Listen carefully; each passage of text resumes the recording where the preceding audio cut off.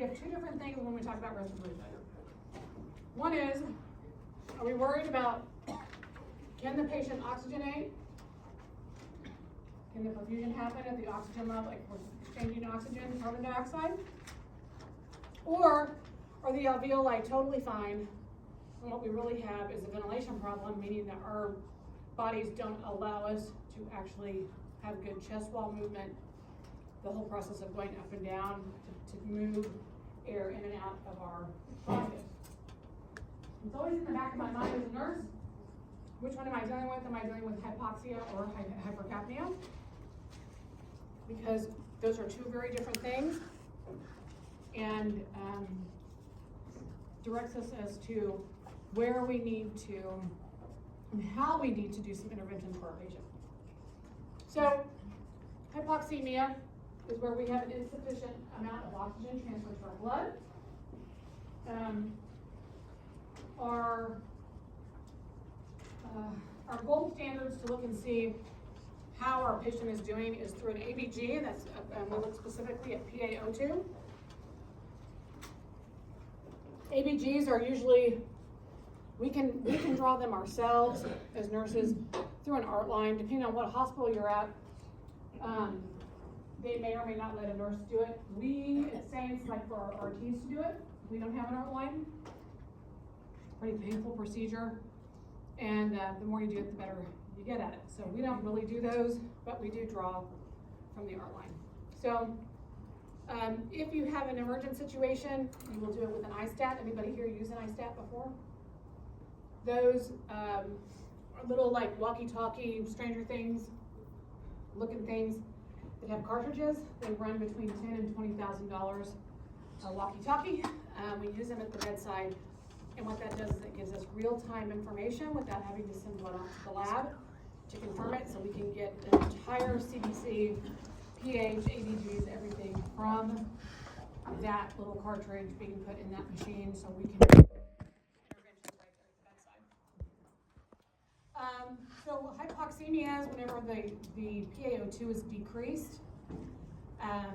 And then we have something called hypercapnia, which is where we have inadequate CO2 removal. So our patient is becoming acidotic. And as I said before, ABGs are what we're going to use to assess our pH. We like to look, when we look at our ABGs, we also look at the PaCO2, that's really important information. Look at our bicarb, look at our electrolytes. It gives us a lot of really good information in real time to help those interventions. And of course, our pulse ox, which is my least favorite way to determine whether or not my patient's oxygenating, goes on our finger, and it's the very last thing that will show us can our patient be hypoxic. Everybody's dad Eugene, which is my father, he was in a hospital here in the city whenever he was in a coma for 6 months, and the nurse that was taking care of him and the respiratory therapist was going off of his SpO2 monitor. And my sister called and actually FaceTimed me. I was at my law office, was not in my nursing head, and my sister called and said something's not right with dad. He is not, his eyes are in the back of his head, he looks gray to me, his belly is breathing funny. And then I said, show me what the vent says, because he's trained. Show me what the vent says, show me his stuff. And his O2, SpO2 showed that it was 93%. But his vent gave me some information, which we're going to do that on Wednesday. You're going to see a real picture of his ventilator. Had some other information on, and I called that hospital and told them that if they didn't call a rapid response, I was going to call 911. And about that time, my dad coded. And it's because the nurses and the RT went directly off his SpO2 monitoring, and in fact he had been hypoxic for a couple of hours and suffered an acute kidney injury on chronic, he has chronic kidney disease as a result of that. So if you use your assessment skills will tell you more information than your SpO2. If your patient is diaphoretic, if they're tachycardic, if they've lost consciousness, if they become agitated, if they're pulling at their cords. You go back to NP1 to use your assessment skills to determine how your patient is doing. Once we get that information, then we can look at some objective data, which is gonna be our fixed hard numbers kind of stuff, to see if that's matching up with what we are seeing as nurses. So it's really important because that could save somebody's life eventually. Whenever you're on the floor, you're like, oh, he's not alert, but it says his SpO2 is 93, and I'm looking at him and his breaths are shallow. Like, do you really think his SpO2 is 93, really? So we're gonna go pull an ABG, probably call the physician gonna order a stat ABG, RT is gonna come, they're gonna pull it, and they may show that he's hypoxic, that our patient's hypoxic. So, all right, this is just a basic review of what the alveoli looks like. Our alveoli, those are the power machines of our lungs, and they are distributed throughout our body, or throughout our lungs, in these little grape clusters, which you may or may not remember. And they look like this, and on that microscopic level, they look like this. This is healthy alveoli in clusters. And they come down here, and you can actually see these little branches on an x-ray when you know what you're looking for. They come down, you get the idea. So here's my alveoli. Here's my interstitial space here. And inside of there, coming in, we have all sorts of O2. O2 is everywhere. And at the same time, we have CO2 that's here. And you might ask yourself, well, how does everything get to where it's supposed to be? Well, our body is bringing in,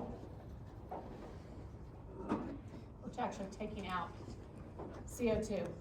And it's coming across this capillary membrane, and it's pushing out CO2 into this alveoli, the alveoli's basically compartment here. And that's gonna go out. We're gonna breathe that out. And our O2 is coming in from our breath, and it's being delivered through this capillary membrane. And this gets taken off to our body. So this is how the basic structure of our alveoli works, okay? If you read some, like Journal of American Medicine, there is a theory that somehow our body is able to take this oxygen and turn it into liquid oxygen right through here, and that's how it really happens. But I'm a nerd and I like to read stuff like that to see. I love to know how the body works. So over here, remember, these are my capillaries. So all along these beautiful clusters, our capillaries are doing the lion's share. Actually, they're doing all the work. This is where all the perfusion is taking place.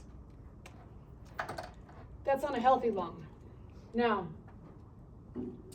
everybody's dad, Eugene, has end-stage COPD. He has 22% of his lung function left. So you ask yourself, what does somebody with COPD or lung disease, terrible lung disease, why do they have such a difficult time? That's because if you go through and you take an electron microscope and you take a picture of what's in his lung, this is what it looks like. The membranes of the alveoli are destroyed, thereby limiting the surface area in which gas exchange can take place. This is why whenever you go to turn up oxygen on a COPD patient, it does not work, because they do not have the surface area for gas exchange to take place. Make sense? Another way to look at it is it's like filling up a bathtub and saying this will hold 60 gallons, but you want it to hold 100 gallons. If you turn on the water faster, does it make the bathtub bigger? It does not. It'll just cause it to overflow. This is why when you hyperoxygenate a patient that has COPD, you will do more damage to their lungs than helping them, because you will dry out what alveoli they have left and potentially hyperexpand the alveoli or dry them out and getting rid of whatever surfactant they have left. This is the why behind why we don't hyperoxygenate a COPD patient, because their alveoli clusters look much different than ours. The way you see this in an x-ray is this is just black space. You don't see any kind of venous branches. You don't see any kind of arterial. There's nothing there happening It's just a dark space. And I do have some pictures to show you all over the next 2 days of what that looks like. As I find my clicker. Where's my clicker? Okay, questions so far?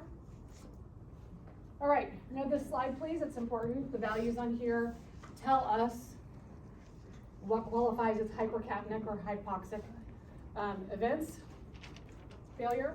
So for a hypoxemic event, which is oxygenation failure, we need our PaO2.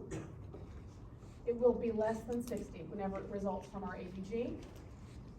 And this result must be on greater than 60% oxygen. So if your PaO2, if Amanda's PaO2 comes back at 52, is she, are we going to classify her as somebody that has hypoxemic respiratory failure? What number did you say? If hers comes back at PaO2 of 52, under this slide, does she qualify for having? Yeah. No. What percent of oxygen is she breathing? 21%. So, even though her PaO2 is 52, she's not on greater than 60% oxygen. Now, if I put her on a BiPAP and I crank up that oxygen to 62% and it comes back with the PaO2 of 52, she does qualify as having respiratory failure because her PaO2 is less than 60 and she's on 62% oxygen. For me, I'm always looking at the amount of support a person needs to achieve whatever number we're trying to achieve. The more support they need, the more likely it is that they're in some type of failure. Does that make sense? Everybody, did anyone fall off the bus on that? But I tricked you. My first trick of the class. All right. Oxygenation failure can happen minutes to hours, which is an acute. Remember, acute always means it's happened more quickly. Chronic is ongoing. And hypercapnic failure, ventilatory failure, meaning our chest is not moving up and down the way we want it to. These are your parameters. PaCO2 greater than 50 and a pH of 7.3, greater than 7 or less than 7.35. You guys, I'm telling you, you're my second class, so now you're going to start seeing me trip up. This happens every time. Like, did I already say that? Have I been here before? This same thing happens here. It can be acute, which will happen quickly, or it can happen over a period of time. COPD patients, they're chronic people. It's happened over a long, long time.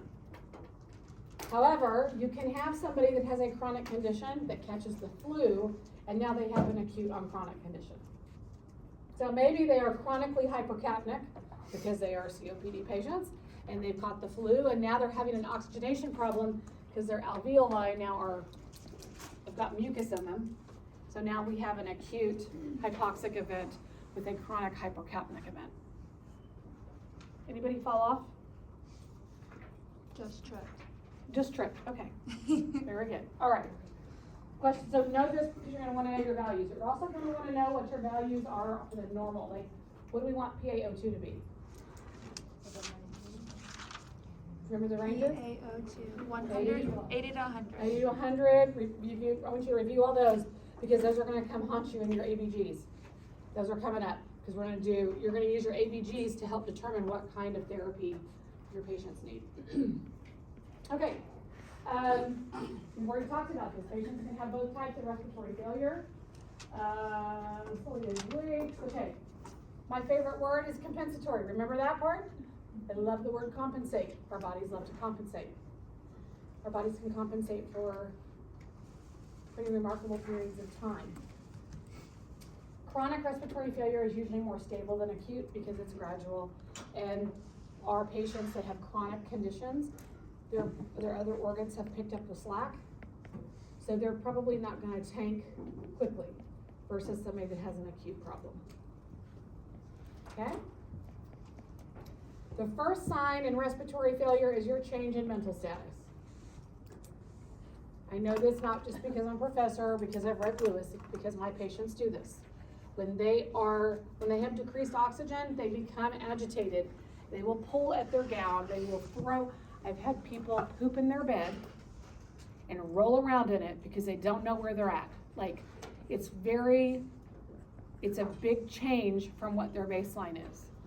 They're combative, they're confused, they become very restless, they're picking at their gown, they're picking things off.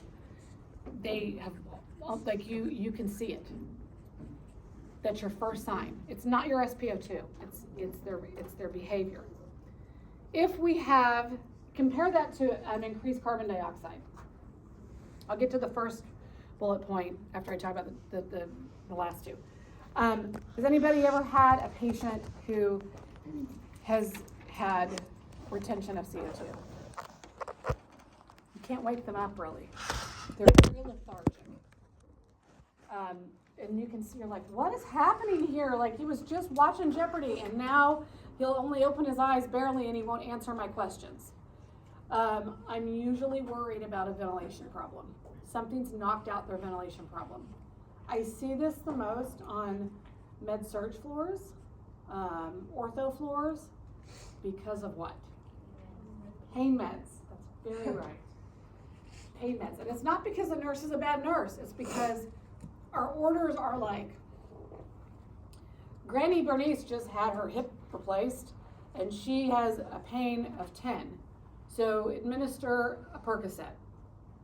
Reassess pain in an hour. We reassess your pain. Granny, what's your pain? It's a 10. If the pain is above a 7, administer 2 milligrams of morphine IV. Okay, so you'll get 2 milligrams of morphine. Reassess in an hour. If the pain is above an 8, Granny, what's your pain? It's a 9. Then give an oxycodone. Then I give an oxycodone. And then I walk in and Granny isn't breathing. Well, yeah, because Granny's metabolism is like slower than a snail, and now she's metabolizing everything all at once. So we have to be careful. There's a nationwide movement right now where they're trying to get all the hospitals across the United States, when a rapid response happens and they find a patient that's unresponsive or has had a change in mental state, that the first thing we do is give them Narcan. So Can't hurt ya. I mean, there's really very little to no side effects, but you can see if you've got somebody on pain meds, everybody's body metabolizes differently. It's just a fact of life, and it's not because a nurse is bad. If you're following your orders, and hopefully you're doing some assessment to make sure that what you're seeing, that Granny wasn't asleep whenever you walked in to ask her what her pain was, and she just made it up, which sometimes our patients will be like totally conked out. And the minute that they hear your steps, you're like, am I gonna get my, like, yeah, I'll be back in 15 minutes. And then you sneak around the corner and they're sound asleep. So we have to be really smart about that, because we don't want our patients to have hypercapnic failure because of an overdose. The morning headache, Professor Pappy would tell you that as in her practice, that's a big warning sign for her when somebody walks in and says, I wake up every morning with a headache, because she says that usually means that they become hypercapnic during the night and they need a sleep study because they retain carbon dioxide. If we do that long enough, it can make our heart really angry and throw us into dysrhythmia. So for those of you that are going to be in a clinic position, or maybe you're in an education position, we want to make sure that we're paying attention whenever people say they have a headache in the morning, because we might want to bring that to the physician's attention so we can get that looked at. Okay. Respiratory failure. Now remember, I like to say things 12 different ways so that way everybody can grasp what the concept is. I don't want anyone to be unsure of what we're doing, because you guys have already started clinicals, a lot of you, and you've already started hearing stories about the things that you've seen involving respiratory issues, especially since we're in flu season. So, understanding is better than memorizing. So, when we're talking about oxygenation failure, there's some more of that, less than 60, blah, blah, blah, it's the inadequate exchange.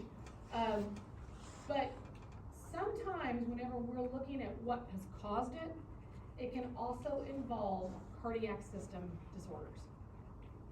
So my oxygenation level might not be very good because look, my heart's got to pump well enough to make this capillary road open and flowing. If this is I-35, We can't have a traffic jam. And I've gotta have enough, we can't be going down I-35 30 miles an hour. Your heart's gotta keep up to keep this going. So sometimes we worry that this oxygenation, this perfusion problem is not from the alveoli, it's from my cardiac condition. So then we have to say, all right, this is healthy. We gotta turn our attention to the cardiac system to be able to get that to keep up with what our oxygen demands are. And you're gonna learn more about that from Professor Spencer. But keep that in mind. So when we've got people that are in respiratory distress, we're always thinking, is this oxygenation? Is this a capillary problem, alveoli problem? Is this a ventilation problem? Is this a cardiac problem? Pump or airway? And if it's airway, which flavor of airway are we talking? So those are the two things that will be involved in you going through your critical thinking. Everybody understand that? VQ mismatch. So for every 1 CO2, ideally, this is roughly 2.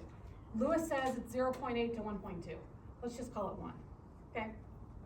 1 CO2, 1 oxygen. 1 CO2, 1 oxygen in a perfect world. Professor Spencer takes me to Norman and makes me go walk out with her and her gen. I'm gonna have all sorts of wicked BQ mismatches because my body is gonna be huffing and puffing. I'm probably gonna have 15 oxygen for 2 CO2s.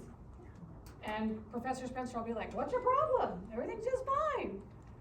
These regional mismatches, these situational mismatches are totally normal. They're totally normal. It's whenever it becomes a chronic thing and we can't return back to a compensatory state that it becomes a problem.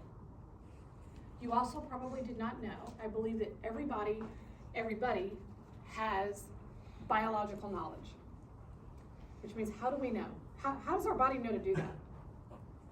How does a woman's body know to make a baby? Other than the act itself. How does women, we don't get a user guide that says, welcome, you're a woman. Now, first thing you're gonna do, you're gonna eat some broccoli, and then while you're eating the broccoli, the baby's arm is gonna form. Our body just does it. Our body just does it. In the same way, as you guys are sitting here, you are probably doing a 1-to-1 BQ ratio, but whenever you go to maybe not take as deep a breath as you should, or you need to take a longer breath, that's what causes you to sigh. So that your body compensating and adjusting your pH again to all be, I know it's pretty wild, isn't it? Like, wait, my body's what? So your body will sometimes do a double breath and you don't know it, or sometimes you'll sigh, sometimes you'll yawn. Hiccup. The hiccups are more of a muscle thing, but think about when you yawn, other than whenever you're exhausted. If you just yawn out of nowhere, it's probably because you've been holding your breath and you didn't know it. So it's interesting to me to just kind of pay attention to your own body. Like, how does your body know? How do it know? Interesting. What is a shunt?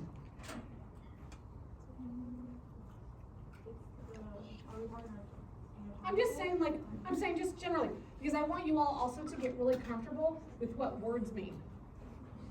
I don't know. Whenever I say, I need to shunt this over somewhere. What? I'm pushing it? Okay, what else? A path. These are all really good. Anything else? I'm moving it, right? I'm going to get my garden hose and I want to move the water from one area to another. I'm going to shunt it. Or if we have a flood somewhere, we're going to shunt the water somewhere else. We're just moving it. We're redirecting it, right? The body does the same thing. The word means the exact same thing. A shunt, when we're shunting the blood away from one thing to another, one place to another, all we're doing is we're redirecting it. Going back to my I-35 example, if I'm going to go to Edmond, get on I-35, and there's a wreck there, I'm going to shunt my path around the wreck and I'm going to take a different road, but I'm going to still get to where I need to go. Then I move around it, right? Whereas if I have a total blockage, I might have a limitation, which is called diffusion limitation, which means, what is diffusion? Go high, go low, okay. How about spreading out? okay? So spreading something out has got a limitation on it. Our oxygen CO2 exchange, as we're spreading that amongst the alveoli, there's something that's limiting it. And you're gonna see that here in a couple of slides. And then we have alveolar hypoventilation. This is what your alveoli look like whenever they are hypoventilated. They look like a stack of bricks. Now tell me, what kind of patients do this? Huh? Did you say COPD? Almost. Did our COVID patients do that? That's why we found them? No, but we'll get to that. Okay. Hold up, put that in your back pocket, because we will get to that. What kind of patients do not take deep breaths? What's that, Alexis? That's what we call it. How about my surgery patients? How about my C-section patients? You want me to do what? You want me to take a deep breath where? My cabbage patients, heart patients, they do not want to expand that rib cage that's just been sawed right open. Surgical patients, they are at high risk for pneumonia. There's been some studies that have come out recently that say that incentive spirometry is not as effective as ambulating somebody early after surgery. So, our surgical patients, if you're gonna work on the ortho floor, if you work for the ortho hospital, you're gonna do trauma, you're gonna do cabbages, you're gonna do labor and delivery, anything that causes pain from here to here, and here to here, and maybe even back here, and you tell somebody to take a deep breath, it's because we don't want our alveoli looking like this. We get those to pop open. Then what are we doing? We're increasing our surface area for oxygen and gas exchange, and then we're not so much worried about it. Now, the incentive spirometry thing, I'm like, you know what? We have some patients that are bedridden, and Granny can't get out of bed, and that's what we've got. We're gonna go with it. Anything we can do to keep our patients really taking good deep breaths, coughing, exhaling, really exercising those lungs. Think about your lungs as that balloon. We need the balloon to completely empty and to completely fill. Okay? Everybody understand this? It's not as scary as it looks if you take a minute and understand what it is you're reading. Put on your reading comprehension hats just like you were in high school. You had to do the SAT and learn all the vocabulary. Learn the vocabulary, you don't have to memorize anything. Okay? This is what we want our patients' lungs to do. You do not have to memorize 99% of the slide. This is just for you, for my students out there that want to know the why behind things. This gives you some why, okay? V is ventilation. Q means what does it mean?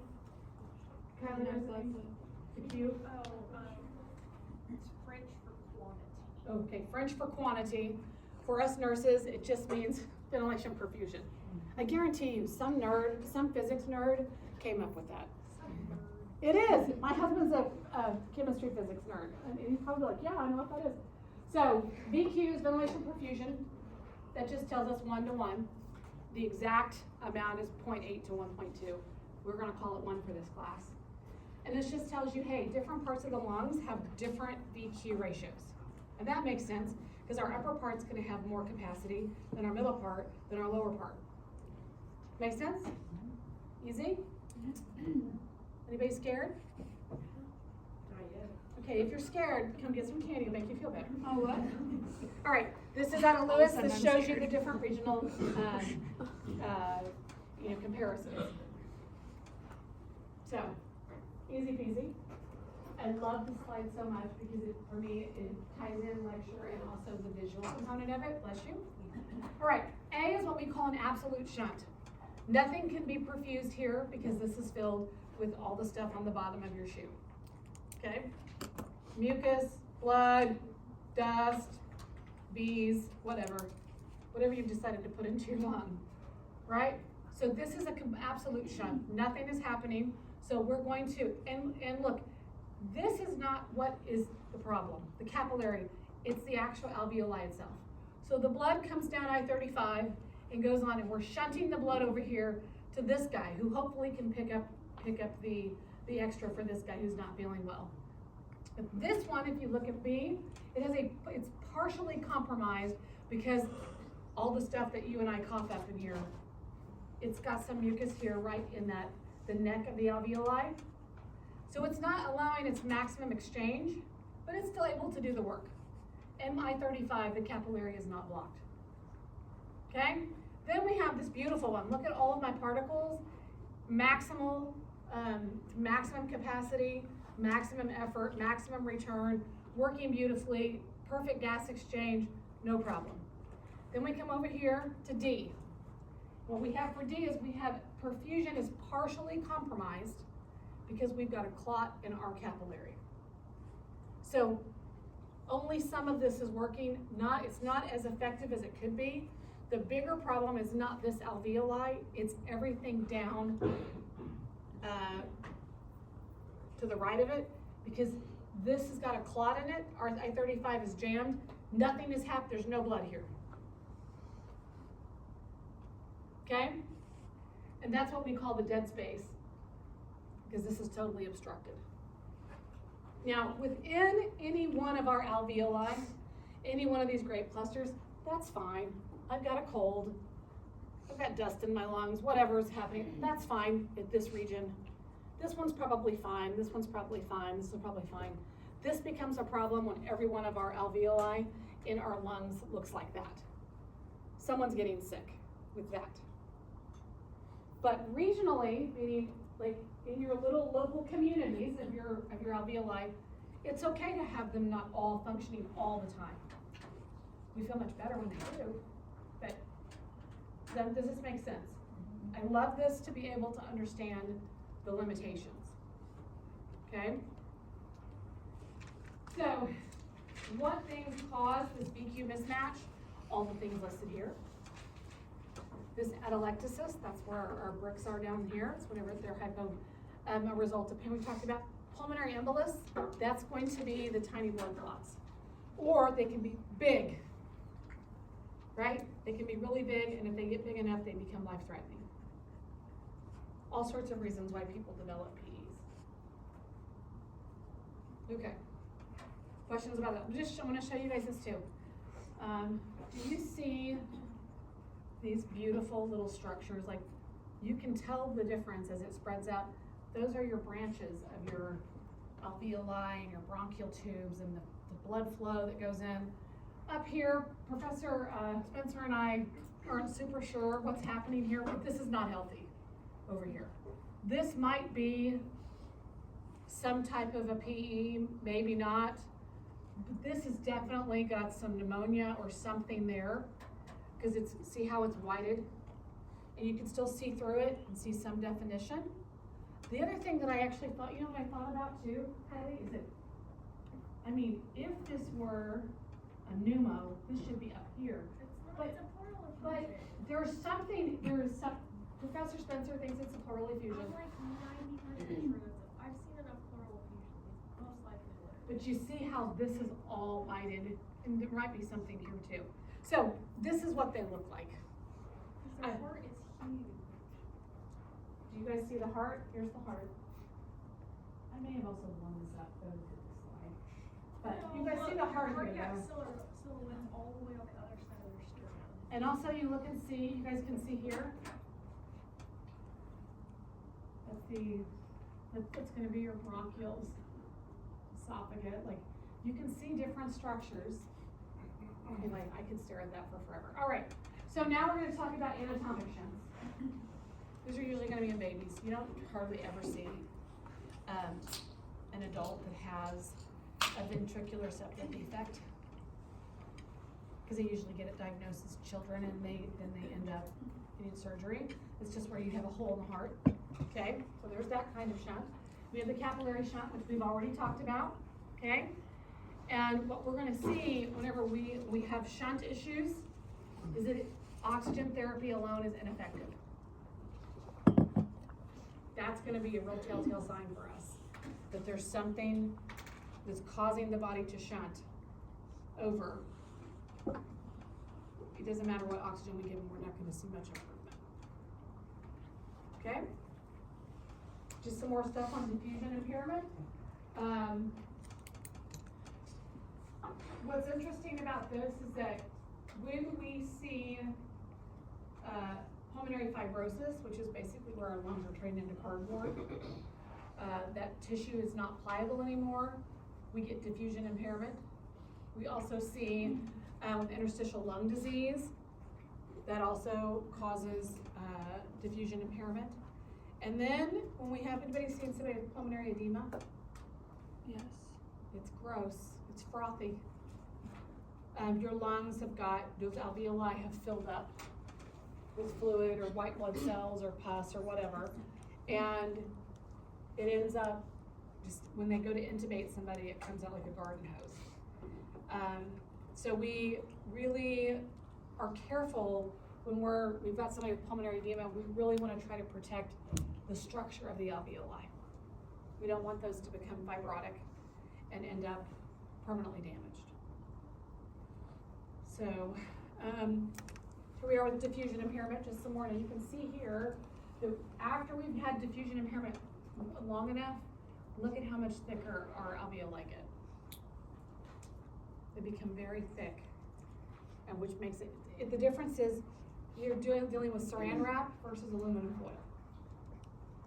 Saran wrap is very pliable, it's very elastic, and then now we're thickening up, and nothing's gonna go past that membrane. Not to mention, we also have this edema here in this space. Remember that for ARDS.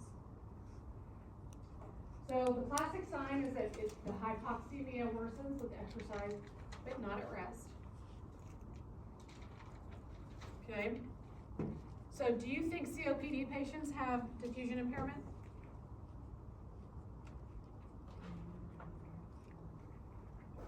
Is their ability to do gas exchange impaired? Yes. Yes, so they do have diffusion impairment problems. Because they don't have enough area there. When I'm exercising, I can't keep up. I'm not gonna be able to keep up with my body's oxygen demand right now, so I'm gonna have some impairment. Not because I'm sick, just because I'm out of shape. So, this doesn't necessarily mean, this diffusion impairment does not necessarily mean that somebody's like super, super sick, but there can be reasons where the reason why they have diffusion impairment is because they're sick. Does that make sense? Anybody confused? Okay, who said uh-huh? Back there? Maybe? Everybody on the bus? Okay, all right. So, so the blood is moving through this capillary with every pump of your heart, right? We do see diffusion impairment issues whenever cardiac output is markedly increased, which means your output going out. When that goes up, then usually it's a sign for heart failure, and you're gonna learn more about that next week with Professor Spencer. It's just something we have to watch for if we see people that come in and say, I'm really fatigued whenever I go to walk. Okay, was it a lung problem or is it a heart problem? Is it because your lungs have impairment issues, or is it because your heart can't keep up with the demands that your body needs? So that's where this comes in, is for us to take a look at all that. All right, so your hypoventilation here, we've already talked about surgical conditions. What about central nervous system conditions like ALS, multiple sclerosis, any type of CNS problems that will impair ventilation, right? So if we can't expand our lungs to really take a good deep breath and effectively exhale, we're gonna have hypoventilation issues. Chest wall dysfunction, that can include trauma, something called flail chest we'll learn about on Wednesday, which is where we have multiple breaks in the rib cage, and it totally, it reconfigures the chest. It looks like a letter S on your rib cage. That will prevent you from being able to take deep breaths. Two of my sons have two different friends that throughout the years have something called kyphoscoliosis, which is where their sternum is misshapen as they went through puberty. My first son, his friend, the sternum actually came out, so it looks like he has a baseball right underneath his sternum. No surgery has been required. He's 23 years old now. But the other kid is my 16-year-old friend, my 16-year-old son's friend. Last summer, his chest wall, whenever he went through puberty, completely collapsed in on itself and became misshapen, which then affected his cardiac output and also his ability to properly inflate his lungs. So they went in last summer and broke all of his ribs and all of his sternum and had to wire everything together. And it's been about an 8-month recovery. So those of you that want to do pediatrics will probably see that because it's not an uncommon thing, but it can be very traumatic whenever they have to go in and reshape the rib cage in order for the lungs and heart to stay healthy. Of course, acute asthma, that becomes a hypoventilation problem because the bronchioles constrict, not allowing air to go in or out properly, and then restrictive lung disease, which are things like COPD and all the things that go with that, cystic fibrosis, things like that. So what are the symptoms? If you guys want to know how to study for tests on my topics, I say, what is the ailment? What are my assessments that I need to do as a nurse? What are my signs and symptoms?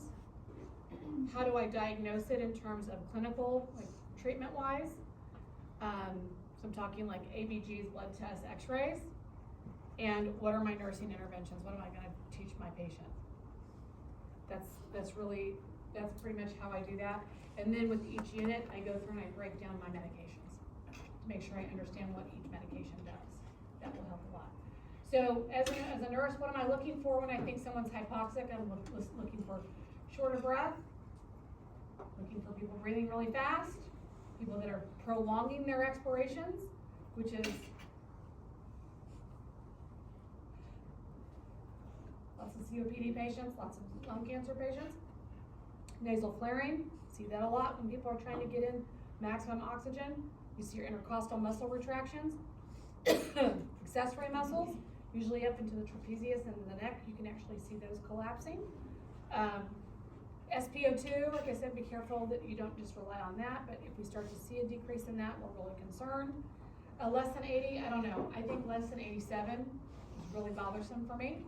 I don't like to wait till 80 because that's not gonna be much longer until you go lower than that. So check your hospital policy on what they want you to look for. Paradoxical chest movement goes back to what we call the flail chest. That means only one side is moving up or down. Also, you can have a pneumothorax, which means one of the lungs is completely deflated. So you only have the rise and fall of one side, not bilateral. In medicine, we like all things to be bilateral. So that's what paradoxical chest movement means. If you're doing peds or any kind of neuro medicine, you're gonna see, we really worry whenever we see babies or adult patients use their belly muscles to breathe. If I see an adult with belly muscle breathing, I worry that it's going to be a neuro issue. Babies, when they're in respiratory distress, they will do intercostal retractions and they will see their little belly going up and down. We don't want them to do that. And then cyanosis, if your patient is blue, I hope they're not dead. Because cyanosis is like the last sign. When they're blue, they're probably not cute. Or they're really cool. Then I broke down your symptoms and your nursing interventions by system. So your central nervous system, we've talked about that. Coma is late. The decreased level of consciousness is late. The difference between hypoxic and also hypercapnic, you'll start to see seizures for your CNS. Cardiovascular, same thing, your heart's gonna be compensatory and it's gonna really kick up that heart rate. You're gonna have high blood pressure for a while, you're gonna have, your skin's gonna be all clammy and maybe diaphoretic because of how much work your body's doing. Your heart will always send you a love letter or a hate letter to tell you how mad it is because it's not getting what it needs. So you're gonna start seeing dysrhythmias. Your body talks to you, your patient's bodies talk to you. Can you decode them, is what we want you to do. So pay attention to dysrhythmias, and then whenever they're about to code on you, they'll become hypertensive.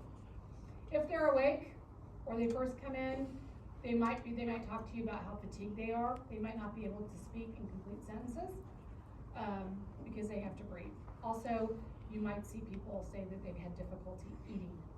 That's another thing, because they cannot chew and swallow. It gives them a choking sensation. So, This is just an FYI for you, for my students who want to know the why behind it. This will come in when we do kidneys, but I like to throw it in here. Whenever we have hypoxic events and it becomes severe, our body stops using oxygen and switches over, and that's called aerobic metabolism, and goes over to anaerobic metabolism. When anaerobic metabolism takes place, anybody ever heard of lactic acid? Yes. That's when your lactic acid goes up.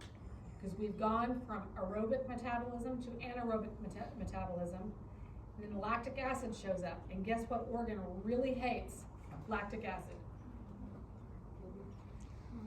I'm gonna introduce you to my friend, the kidney. This is my kidney. She's a diva. She likes to have her lashes and her lipstick and her Louis Vuitton and her high heel shoes and her hat, and she does just fine as long as you give her lots of oxygen and fluid. And when you don't, she sends her spouse the heart.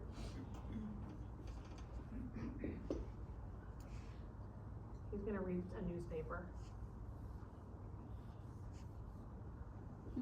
Okay? She will get really mad when lactic acid starts getting thrown at her, and she'll walk right off the job, and she'll leave you with the dirty house to clean up and the kids. And what I mean by that is lactic acid is like, we know kidneys filter, right? Filter, it's like a colander. It filters, and everything's great if you put pasta in it. It goes right through, there's no problem straining it. If I throw mashed potatoes in that colander, AKA lactic acid, it has a difficult time straining those. This also, there's another little nugget for you for later. Glucose is a giant molecule. When glucose gets thrown into kidney, it also makes her really mad because it's too thick for her to strain through and do her job. So then she gets mad and she leaves. So as long as we give her lots of really good oxygen and lots of good fluid, we keep our sugars in control. She does pretty good. Hypertension also makes her really mad. But she's high maintenance, and if one of those things go out, she's out. And now you have an acute kidney injury, which then makes him really upset. And he starts saying, I'm dysrhythmias, I don't like this is all out of balance. So we have lactic acid that shows up.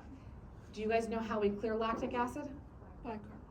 We can give bicarb to adjust our pH, but how do we clear it out of our body? We fluid resuscitate people. So watch, when you guys do your rotations this week and you're in the ER and ICU and all the places and you start seeing people's lactic go up, if our kidneys are still functioning okay, you're gonna start seeing bolusum a liter of fluids, bolusum 2 liters of fluids. We have to dilute the mashed potatoes, the lactic acid, so she doesn't get all the way mad and end up on dialysis. Would you Yep. do that with someone with conventional heart failure? What? Do a bolus of fluid with conventional heart No, you gotta take a look and see what's wrong with your patient. If they have congestive heart failure, we may end up having to put them on dialysis. We may have to give them a whole bunch of Lasix. Chances are, if they have congestive heart failure, the kidneys probably aren't working right anyway. So that's where you have to really use your, hopefully you've got really good doctors that know that, but occasionally you're gonna find a resident on July 1st who's gonna say, hey, yeah, turn off that presser and bolus them 2 liters. And you're like, I'm sorry, what? They have congestive heart failure and they're on Bezo, or they're on whatever, dobutamine, or dopamine. Like, so you have to be really careful. But this gets you the why behind why we do the things that we do. Now, if our pH is out of whack because our lactic is too high, that's when we bring in the bicarb. Because if we don't adjust our pH, enzymes start breaking like crazy, which then drives up our lactic even higher. So that's when you'll see either an amp or two, or you may have a bicarb drip to help get our pH back into balance, so we stop breaking things and stop creating destruction, to hopefully not make her too mad. If we get her mad enough with white blood cells and lactic and maybe nephrotoxic drugs, she's gonna leave. Okay? So that is the reason why, going back to the first step, this is the reason why we want to have proper oxygenation. we have proper oxygenation, our kidneys stay okay, we prevent our metabolism going from aerobic to anaerobic, which then keeps our lactic acid away. But if we do get lactic acid, then we're on to the fluid stuff. Everybody good? Okay. We gotta treat the cause. You're gonna see that in ARDS a lot. We gotta treat the cause.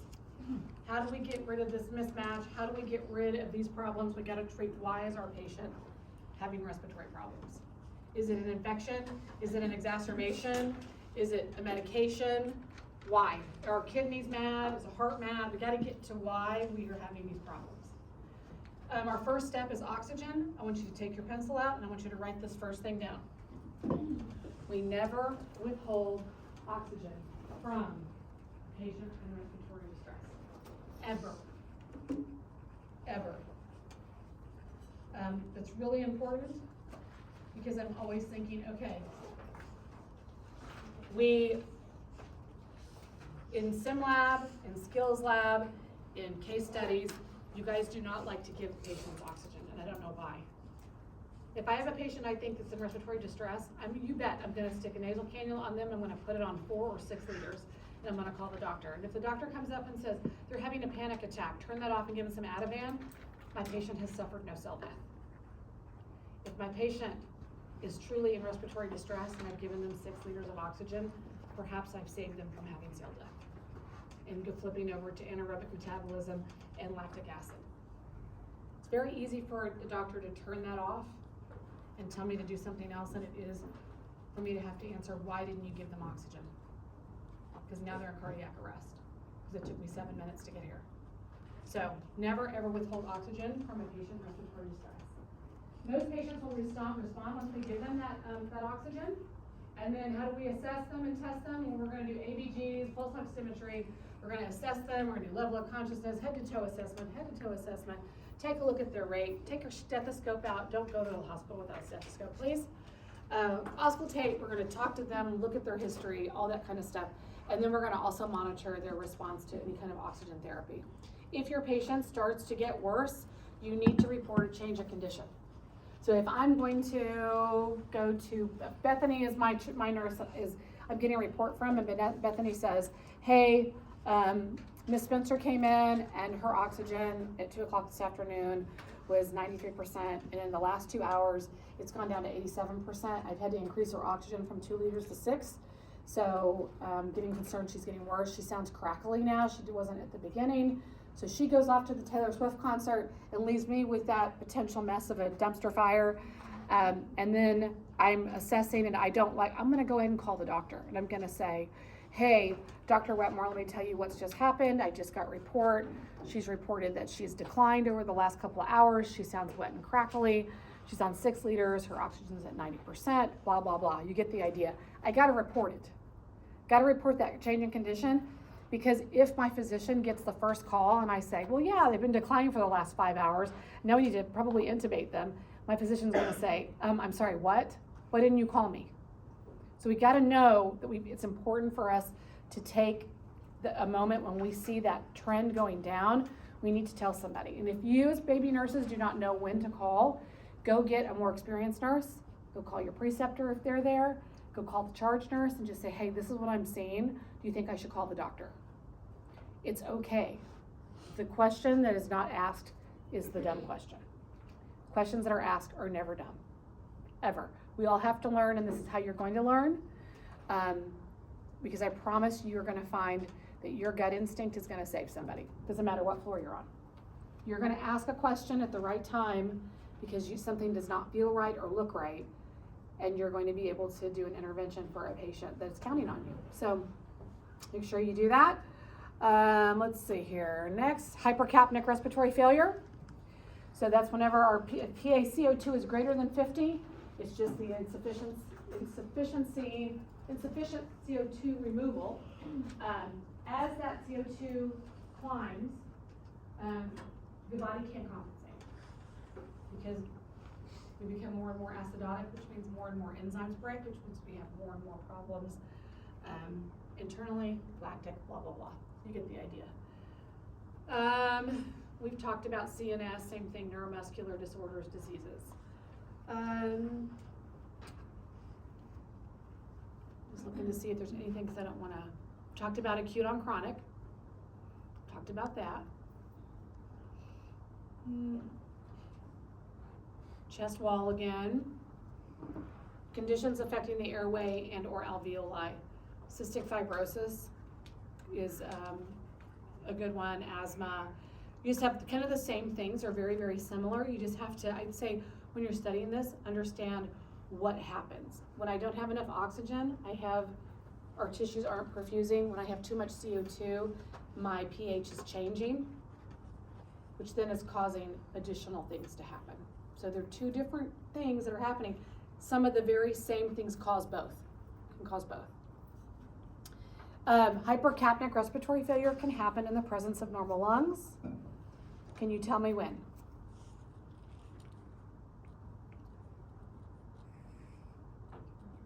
Who has a normal lung that develops hypercapnic respiratory failure?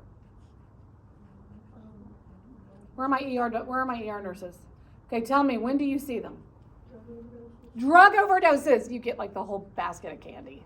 Thank you for that. That's right, drug overdoses. Totally normal lungs have taken a little too much heroin, a little too much fentanyl, and they come in, and here's what we see. Their respiratory drive is totally suppressed. They're found unresponsive, and they've aspirated, and now they have a hypoxic injury because they've aspirated those contents into their alveoli. So now they can't get rid of CO2 because their ventilation system is knocked out, and their alveoli now is filled with pizza. So they have them both. They have both problems. When you have that problem, it's very hard to turn around. This is usually also why we see these types of patients are candidates for organ donation, because their lungs are totally healthy, but their central nervous system is knocked out, and because remember with our hypercapnic symptoms, I don't know if it's on the next slide, causes us to have seizures. We don't have enough oxygen, we go into a coma.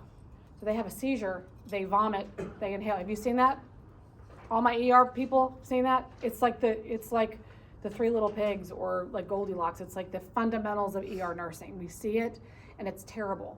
I'll also do a PSA and say, it's really hard to see these younger kids come in, and they go and they buy these joints on the street. They're laced with stuff, and they go in to play Dungeons and Dragons like a normal kid with their friends, and they take one hit off of that, and they're an organ candidate. So there was one time on our floor that we had six people under the age of 40 who had overdosed in one weekend. There was a bad batch of something getting sold out there. So I know this sounds crazy, but I would try to tell kids that are that age, if you're gonna do something, please buy it from a store. Don't buy it on the street. Because I hate seeing people there was one guy that was a Walmart deal. It was really hard to watch. He was like in his 30s and had bought something and took it, and the neighbor called, and that was it. Like totally everything, every organ was totally functioning other than him taking that one pill that he bought. So we see that a lot, unfortunately.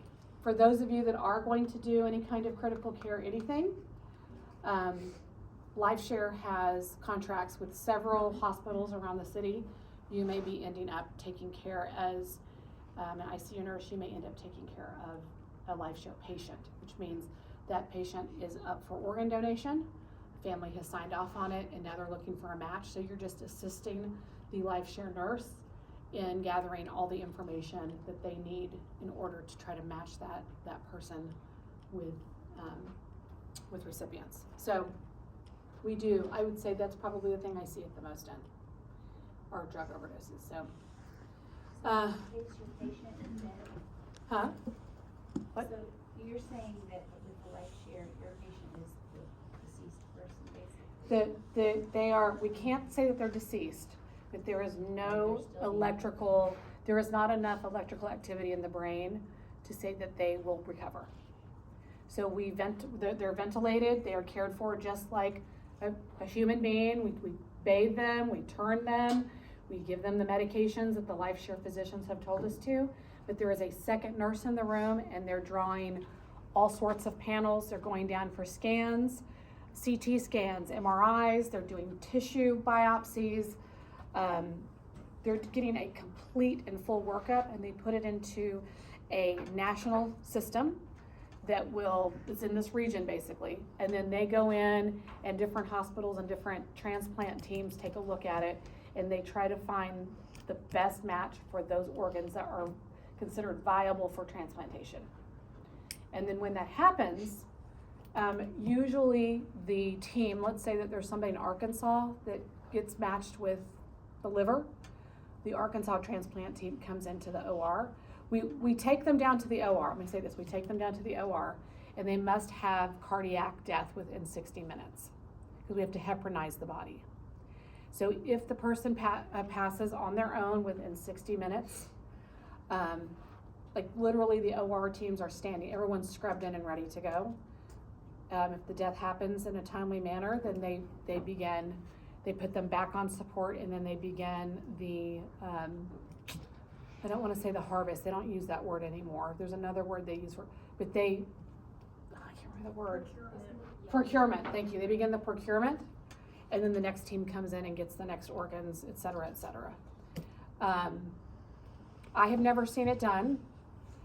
Professor Boren, have you seen it done? If you, like, on like our floor, and if we have someone who's, like, they went through all the steps of it, the team in this is at Edmond, so whoever the surgeon was that was a part of it, or was on call that weekend, he loves having students. And, so we took care of them all night. And What hospital? Integris Edmond. And so we took care of them all night. Basically, the nurse that takes over that assignment literally just does the drugs. Because the nurses can't pull from the Omnicell, so they get the drugs, like whatever they need. The LifeShare nurse is typing everything in, they're doing all the charting, they're pulling all the blood, and they're walking it down the lab and all this stuff. And then 8 a.m. OR team got there, we took them downstairs, they turn all the vents off, unless they're brain dead, then they do the brain dead test upstairs with the respiratory doctor whenever he gets there. Took him downstairs, did all the tests, and then they go ahead and like open them, and they wanted us to start using not procurement but harvesting. Oh, really? And then the surgeon, he'll talk you through everything he's doing. He'll let you watch, like he lets you get really close and watch everything, and then they sew them up, and then the morning takes them. Yeah, it's a really dignified way to do it. Professor Boren, she's a BADNAP professor. She's probably participated in A10 because she's a circulator nurse for Mercy. I've been at 3. So, but it's an interesting, it's interesting, and I bring that up because, as you can see, even your classmates here are, like you see them brought into the ER all the time. So, so are they dead? They're not dead yet, but they're probably not going to recover. I mean, they're not going to recover from whatever it is. That determination has been made. And then sometimes you have a situation, I had a patient that was a living donor. Pretty unusual. I think LifeShare told me they'd done it like 5 times. This person had an end-stage lung disease in their 40s. I took care of them for 6 days, and they grabbed me and said, I do not want to do this anymore, and did not want to be intubated.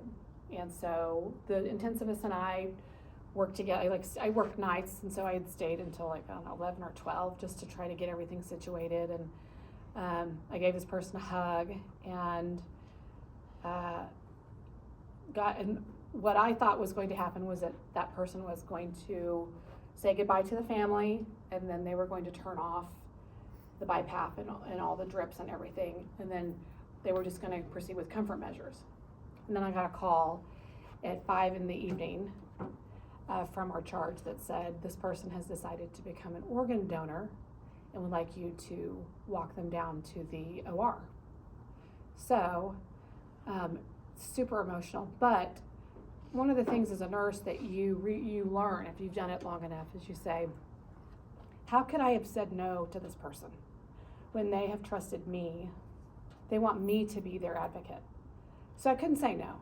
I mean, my husband was so worried, a charge nurse was so worried, because it was really, really emotional to see the Life Share people there, to see this person's children there, to see the line of people saying goodbye to this person, to do the honor walk with this person, to hold their hand because they wanted to hold my hand, to keep that really stiff upper lip until I go in. Luckily, my charge, who's amazing, was like, we were not going to let you be the one to heparinize this person. We're taking another relief charge. You will do this part of it, and this person will be pushing the drugs. And so we went down to the OR, and I keep telling myself, I am the advocate for this patient, and this is what they wanted, and I'm not going to say no. I'm going to do everything this person is asking. When we have brain infections, which means whenever we have strokes, right?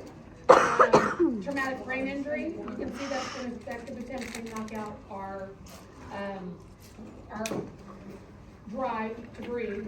And spinal cord injuries, depending on where the spinal cord injury happens. So just, if you're gonna work trauma, you gotta watch for this, okay?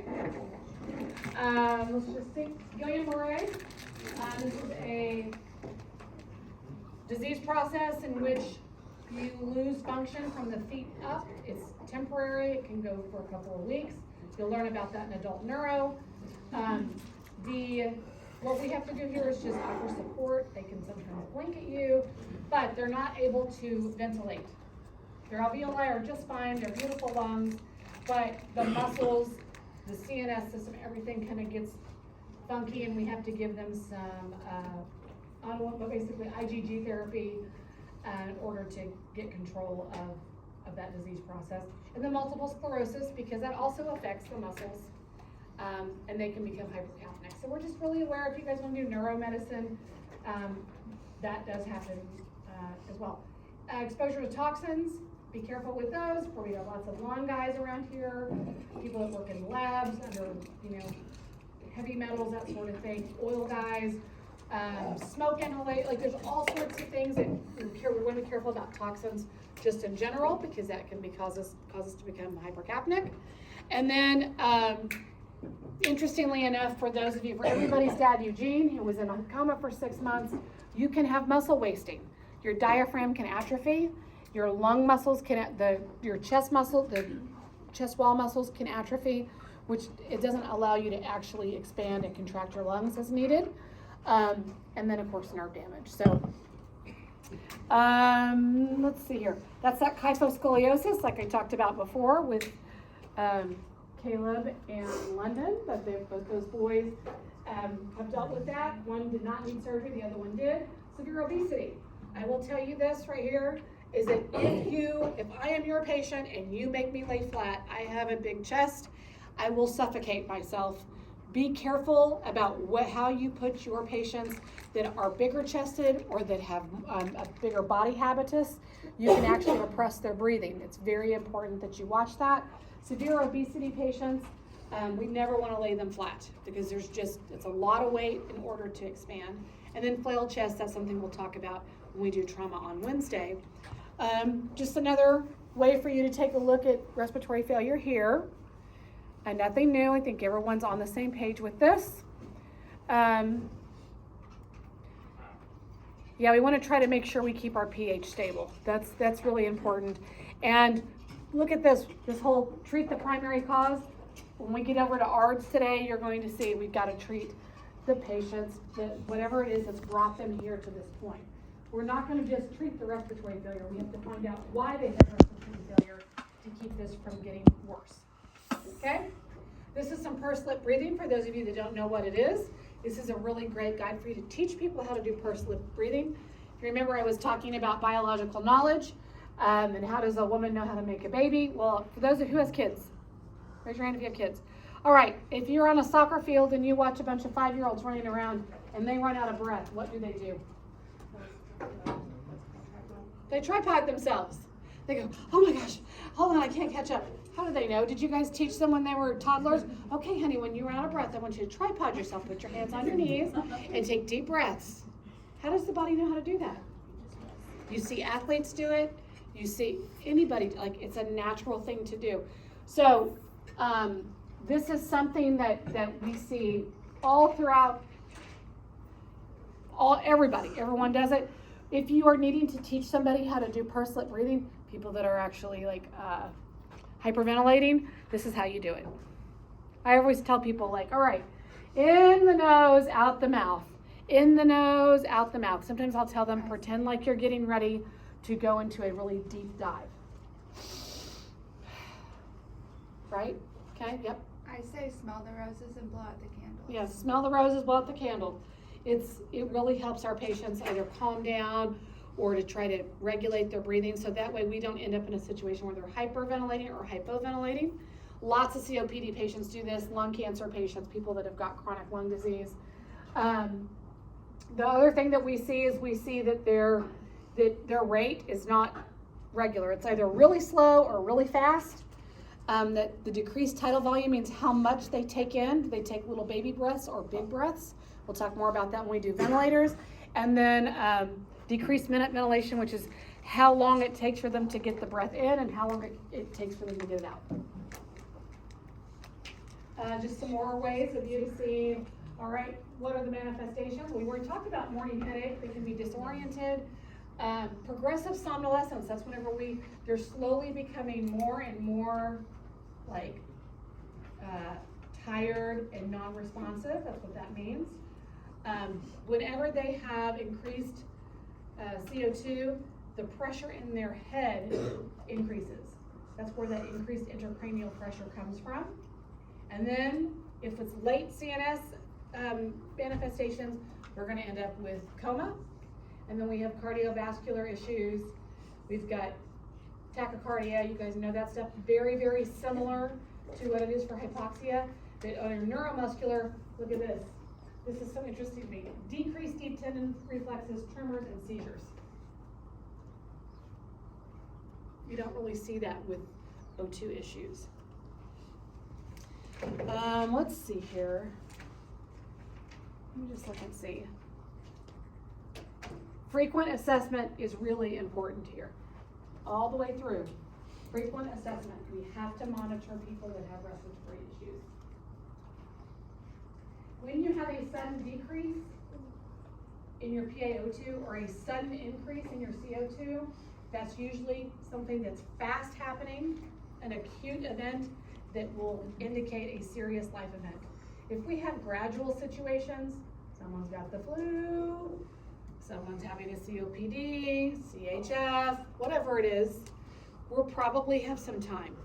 But if your patient is just fine 1 minute, watching Jeopardy, eating their peanut butter sandwich, and 5 minutes later, they have an SpO2 of 75, and they are agitated, and things have changed very rapidly, you're probably facing a very serious life-threatening situation. When it is sudden, we have to make sure that we are really, really on it, okay? This is an interesting chart I found out there on the internet of all the different things that are affected through lack of oxygen. Cyanosis is an unreliable indicator of hypoxemia, and that is because we can also have people that have clots, that have discoloration in their limbs, right? People that have different kinds of different ailments that would cause them to have discoloration. One of my kids came down the stairs, my 22-year-old, and I thought he had cyanotic lips, and he was like, "Why do you have to always be a nurse? It's just toothpaste." I'm like, "Okay, I'm just making sure you're alive." But it did look like he had cyanotic lips. I'm glad to know he's brushing his teeth. That's a good thing. So, all right, this kind of goes back to, please, before you go panicking, let's take a look at the position of your patient, please. We want our patients, when we're taking care of them, to be ideally in a semi-Fowler's or tripod. We don't want them to be completely flat. If you call the physician and say, "My patient is only satting," not statting, satting at 85%, and you've got them lying down supine, if I were you, I'd be really embarrassed and go ahead and put them in semi-Fowler. I don't know, can any of us really breathe very well laying flat? I mean, I can't. I don't know. So, we want to also take a look at the work of breathing. We need to report that to the physician when we're making that phone call. Are they working hard? If they're sad, or 85, SpO2 85, and everyone's dad Eugene is eating a sandwich and watching Jeopardy and is not in any distress, his work of breathing is nothing. So we got to take that into our assessment when we're taking a look at that. Like, how hard are they working?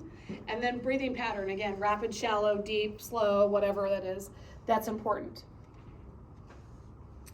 There's just some more pursed lip. We've talked a little bit about that. Paradoxical breathing, again, that's whenever we only have one side moving, not the other. Could indicate a pneumothorax. We want to observe whether the abdomen's moving up and down and whether or not they're sweating. If they're sweating, they're diaphoretic, I'm immediately going to be thinking cardiac also, because most cardiac events have some type of diaphoretic element to it, so we got to rule it out. And the kind of diaphoresis I'm talking about is like it's pools on their chest. I've wanted to go up to people before and be like, can I splash this? Like, this is very weird looking to see somebody sweat that much that quickly. Get your stethoscopes out, please. It's okay if you all don't know what you're hearing. You just got to know it's not normal. Also, if you're really interested in this line of medicine, there's lots of YouTube deals for respiratory therapists that teach you what the sounds are. I put a link in one of these because I think it's interesting. I think that when somebody has respiratory failure, like ARDS, it sounds very watery, like someone's taking a straw and blowing it into water. Very crackly. But you do have things like fine crackles, you have coarse crackles. Absent or diminished means we have almost no air going through or no air going through. That's also a serious condition. And then we have friction rubs, and we also have cardiac tamponade. There are all sorts of things people can learn from a stethoscope. Don't go buy a super expensive stethoscope. Get one that you're not going to cry about if it gets stolen. Also check on your units to see where they keep the extra stethoscopes. Don't walk into your room without a stethoscope. It's really important because you can also detect blood clots and different lung changes. It's really super important. There's your link for that. Okay, what are the diagnostic studies? Super, super easy. Chest x-rays, ABGs, blood stuff. The other stuff just all makes sense, right? Nothing here. CT scan, that's going to be done in the hospital. VQ is going to be done at the pulmonologist hospital, or the pulmonologist office. That's where they're going to have the person sit down at this little table. They have all this sophisticated computer equipment, and they're going to tell them to take a deep breath as deeply as they can, and the computer is measuring how much air they can pull in. They're going to also have them breathe out a couple of times, and the computer is going to analyze all that, which is how they get to the point where they've decided that my father only has 22% of his lung capacity left. Because based on that VQ scan, it tells them exactly where he's at. After a certain age, our lung capacity goes down about 3% per year. Yeah, it sucks, doesn't it? So does our kidney function, by the way. And then end-tidal CO2, it's something we're going to do in Skills Lab, where you're going to see whether or not you're in the right place to determine are we in the stomach or are we in the lungs. And also we can have CO2 monitor on pain pumps to make sure that our patients are not retaining too much CO2 because they're hitting the juice. Everybody good? Anyone fall off the bus? Good. We're speeding down the little highway here. All right. Whenever you're taking care of these patients, please determine, first of all, we got to see their age, because with age, we have a few more obstacles to climb. What was the severity of the onset? Like, is this someone that's had it for a while? Is this a brand new condition? Do they have underlying comorbidities? Really, really important, because we're going to get into ARDS, and you're going to see that the more comorbidities they have, the more likely it is that they're going to go into complete lung failure, respiratory failure. So it's important, and we need to figure out what the cause is. That's like that's a big, like, you know, Willy Wonka golden ticket thing. We got to find out what's causing all of this. If we don't find out the cause for a lot of our conditions, there's nothing we can do. All we're doing is just putting Band-Aids on a problem. Okay? This is called a high flow. These were not very popular until after COVID. Before COVID, we were using rotoprone beds, and I never saw these things ever. Now we use them quite a bit. I usually see them preferred over BiPAPs if the patient can tolerate it. They're just a giant garden hose. If anyone not seen one of these on the floor yet? Everyone seen one? Okay, that's really good because you'll be seeing this. You can control, so they have the ability to do a lot of oxygen really quickly. It's non-invasive. Then we also have BiPAP. BiPAP, I will say, safety plug here, we do not restrain our patients on BiPAP. Does everybody understand why? How much aspirate? If they throw up and aspirate, it is a sentinel event and you've had a death that's occurred while the patient's been in restraints.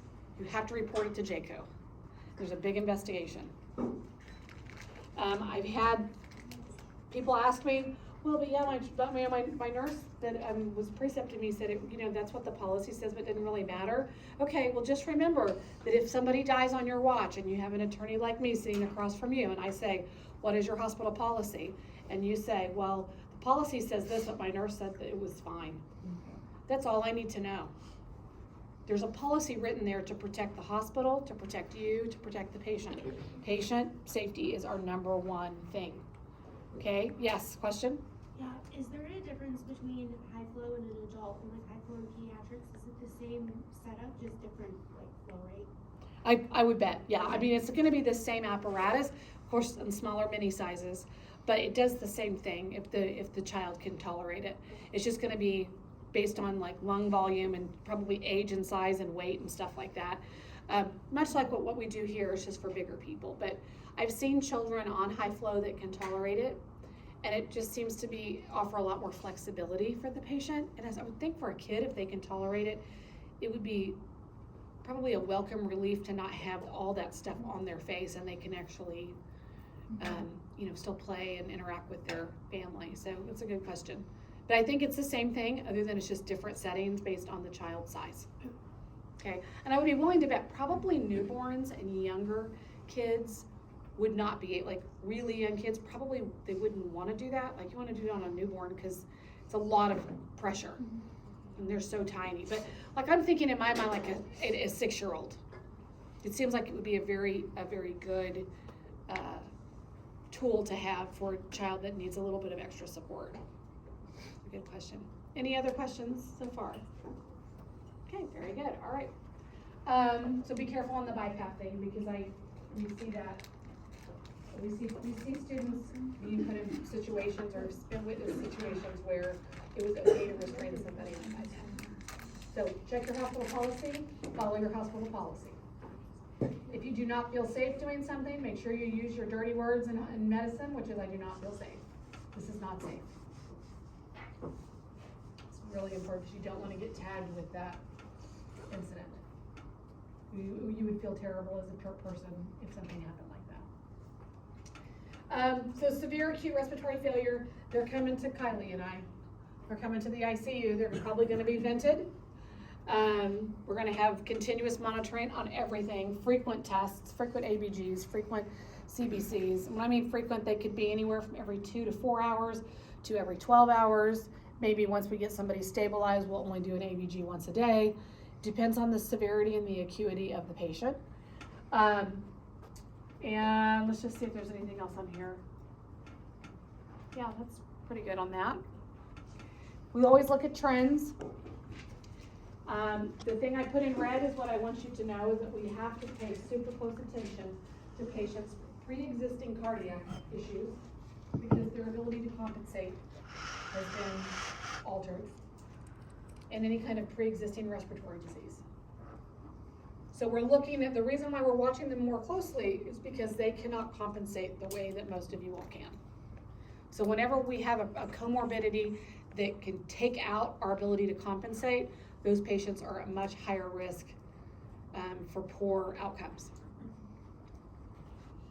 versus maybe a 28-year-old who just got the flu. Take that and maybe take a 73-year-old who has had a history of lung cancer and has COPD. Their body can't compensate, and their kidneys are probably shot too. So this is a refresher for you on pH, because I know that every semester I have students who are like, oh my gosh, which way is acidotic, which way is alkalotic? This is just a little thing for you guys to refer to when you're doing ABGs, just to help you out to keep everything straight. We always want to make sure our acid-base balance is good because it will throw things off.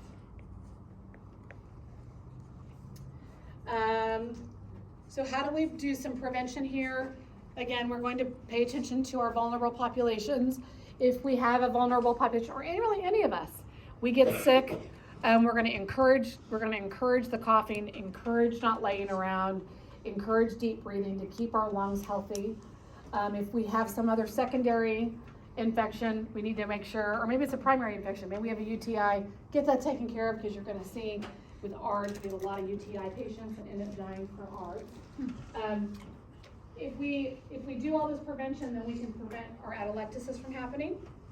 We can prevent pneumonia, good hand washing, making sure that we're getting people to move around. So we popping those alveoli open, keeping them healthy, giving them really good nutrition, because we know that our bodies need good protein and good electrolytes to promote healing, and good hydration, because if we have a bunch of secretions, we have to mobilize those. I read something over the weekend that now they're thinking that adequate hydration is actually going to be better than taking Mucinex. That was something new. It was like, okay, is this real? But that's what this physician came out with a report, it was published on Friday, that said adequate hydration is more effective than taking Mucinex. And that makes sense to us as nurses, right? So, and we know that when we have people take Mucinex, we tell them they have to have a lot of water. So,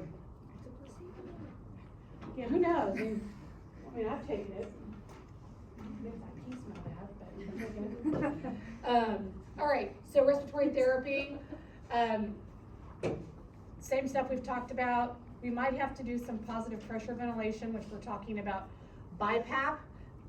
Again, look to your words to determine what that means. BiPAP means, bi is what? So that means we have pressure going in inspiratory and expiratory. That's where BiPAP comes from. And then we have CPAP, which is only inspiratory pressure. So that's what we call positive ventilation.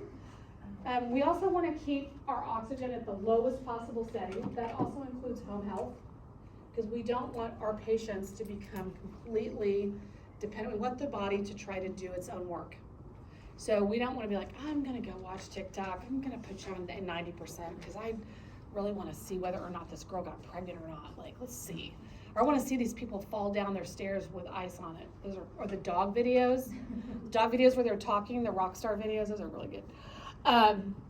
So we want to make sure that we're doing what's best for the patient, which is to keep them at an oxygen level that's tolerable, but not over supporting them. Yes?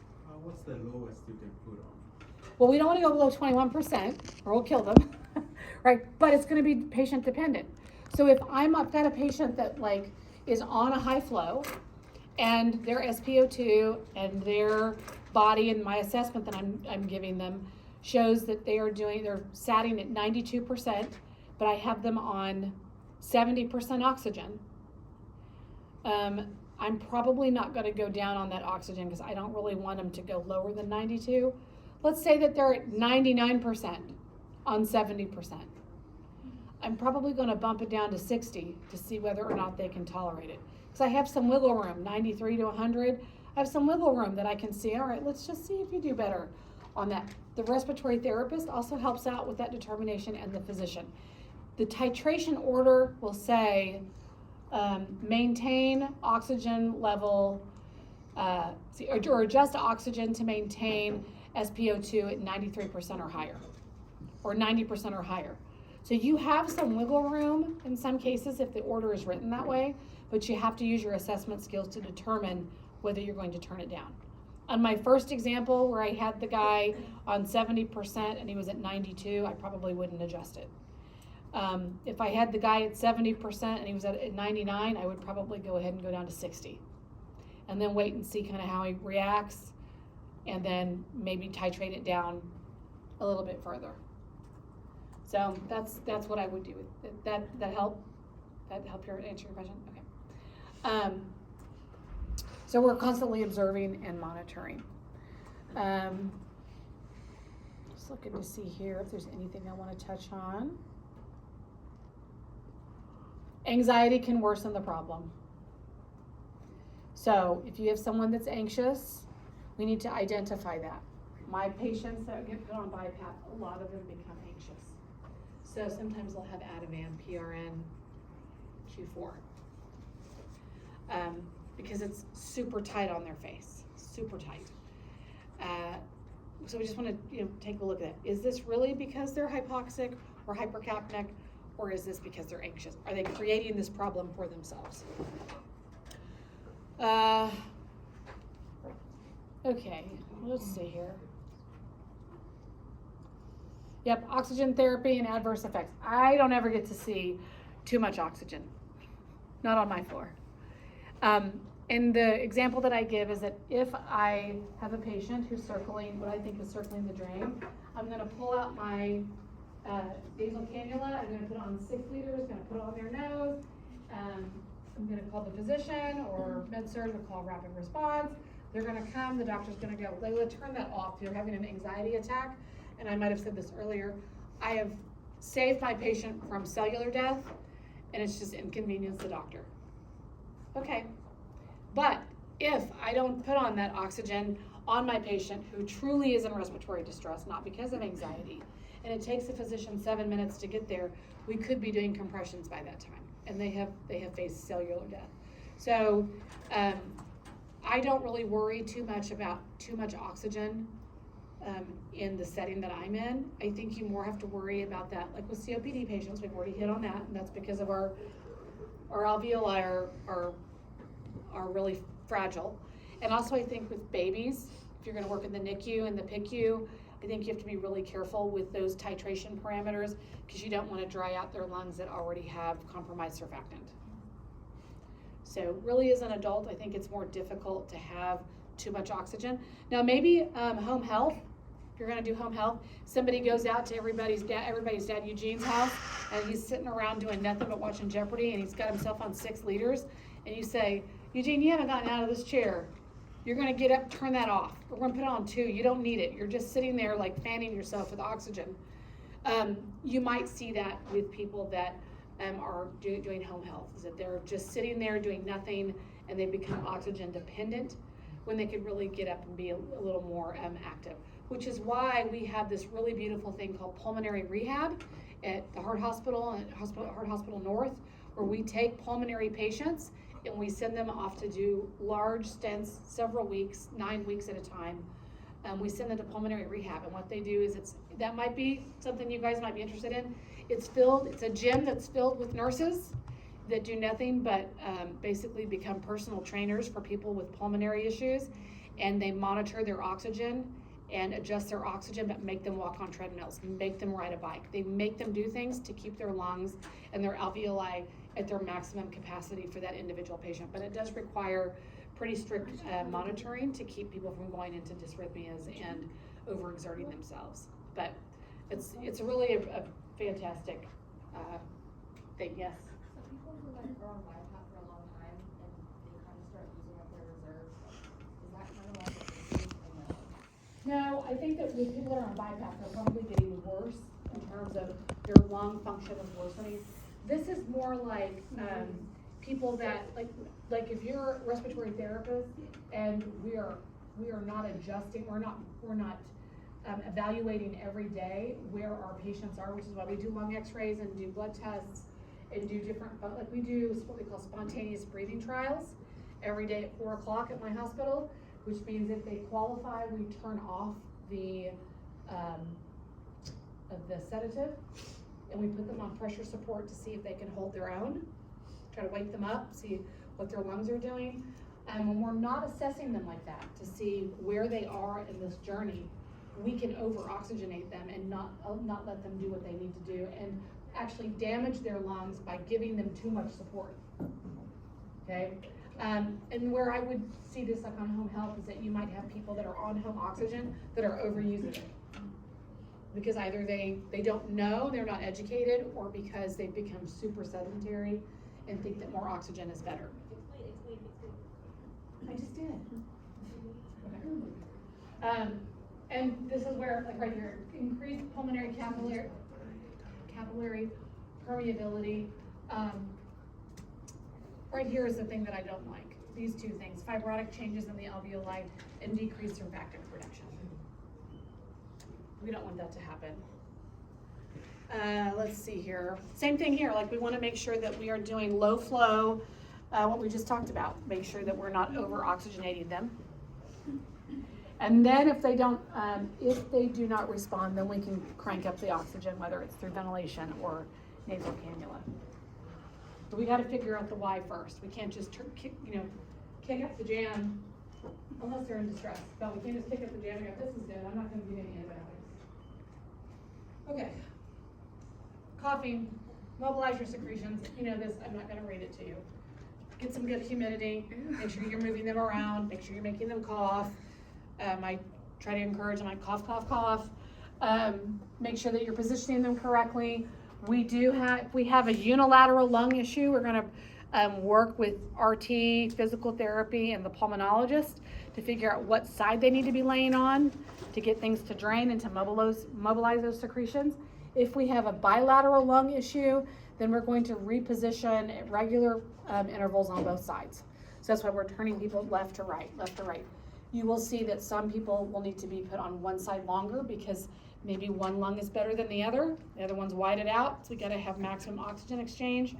And this will also come into play when we do proning. Coughing, I'm not gonna read it. Quad cough, which is such an interesting thing. Anybody work at Bethany Children's Center? Okay, I have students who have had taken care of children, and also if you're gonna work at the brain, what's that called? Integris. Jim Thorpe rehab, or any kind of traumatic brain injury kind of rehabs. There's another one at OU. This is used quite a bit. It's called the quad cough. So what you do is when a patient is sitting in a wheelchair, you put your thumbs close to their diaphragm and you help augment their own cough.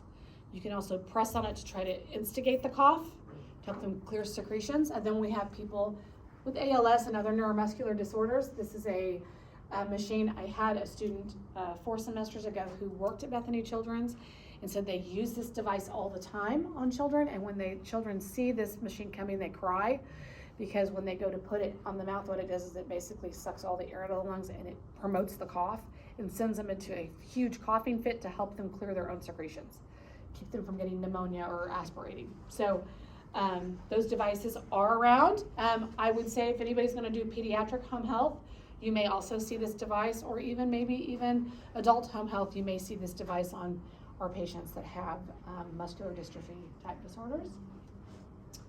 Then we have something called CPT, which is the shaker vest. If anybody's ever seen one of those or had a patient with one of those, please tell the RT to tell you before they do it, because everybody thinks that they're in torsades or in VFib.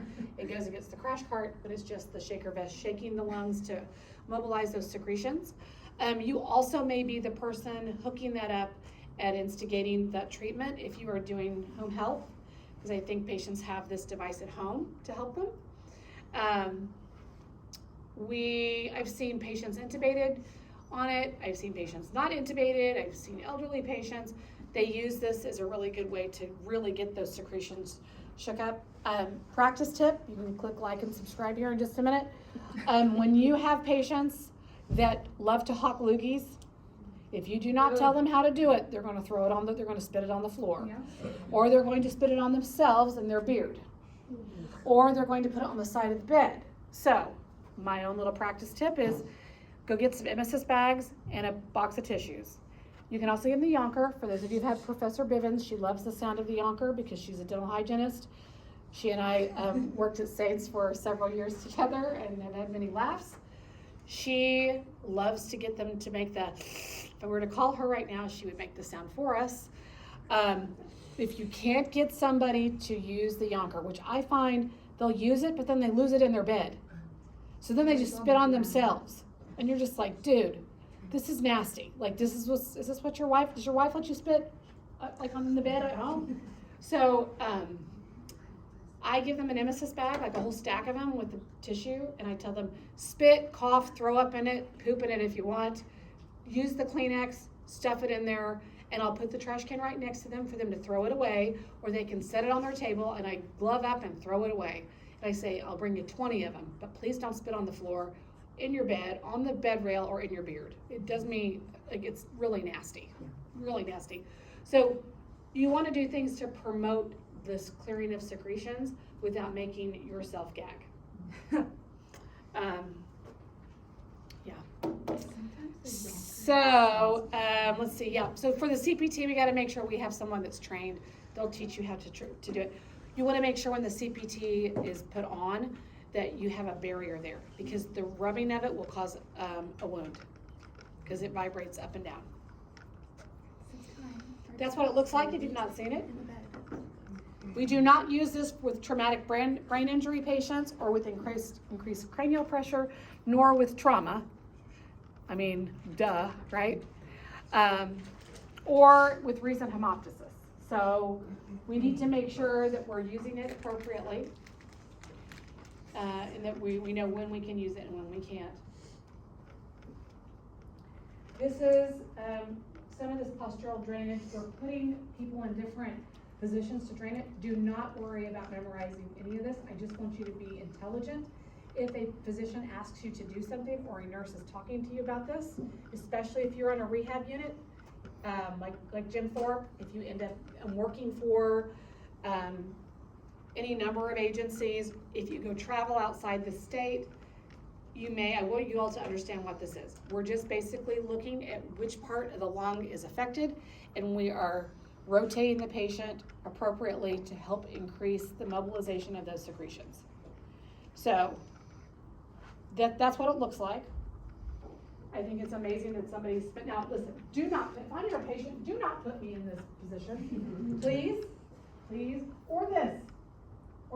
I don't know if they're on the floor or what's happening, but I don't mind B2, right superior lobe B2, or right superior lobe B1. Everything else I might fight you a little bit on. Just some more postural drainage, just for you to understand. I know some of you guys want to do travel nursing. You're probably going to need to know this when you go outside of our little local community here. And you might also do home health work. So that's percussion. My grandmother was an intensive care nurse at Integris for years and years and years. She passed away from Alzheimer's 5 years ago. But I remember her doing this on me as a child when I had pneumonia. And it's a very old technique where they put patients on their side and you can actually hear the percussiveness of the nurse, where it makes a pop, pop, pop, pop, pop, pop, pop, pop, pop. And what that is it's to actually get those secretions out of the alveoli or off the side so we can cough them up later. So this is probably still used in some facilities. I would not be surprised. But that's what we call that chest percussion therapy. Do you do it?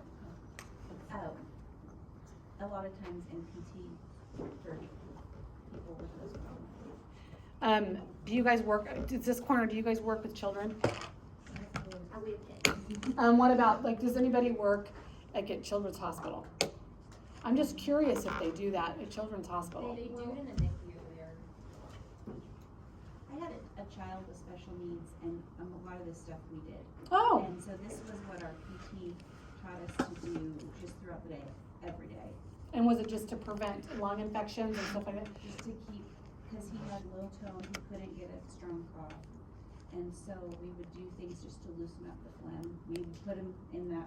Postural drainage, whatever. And he would look at me like, are you trying to put him down?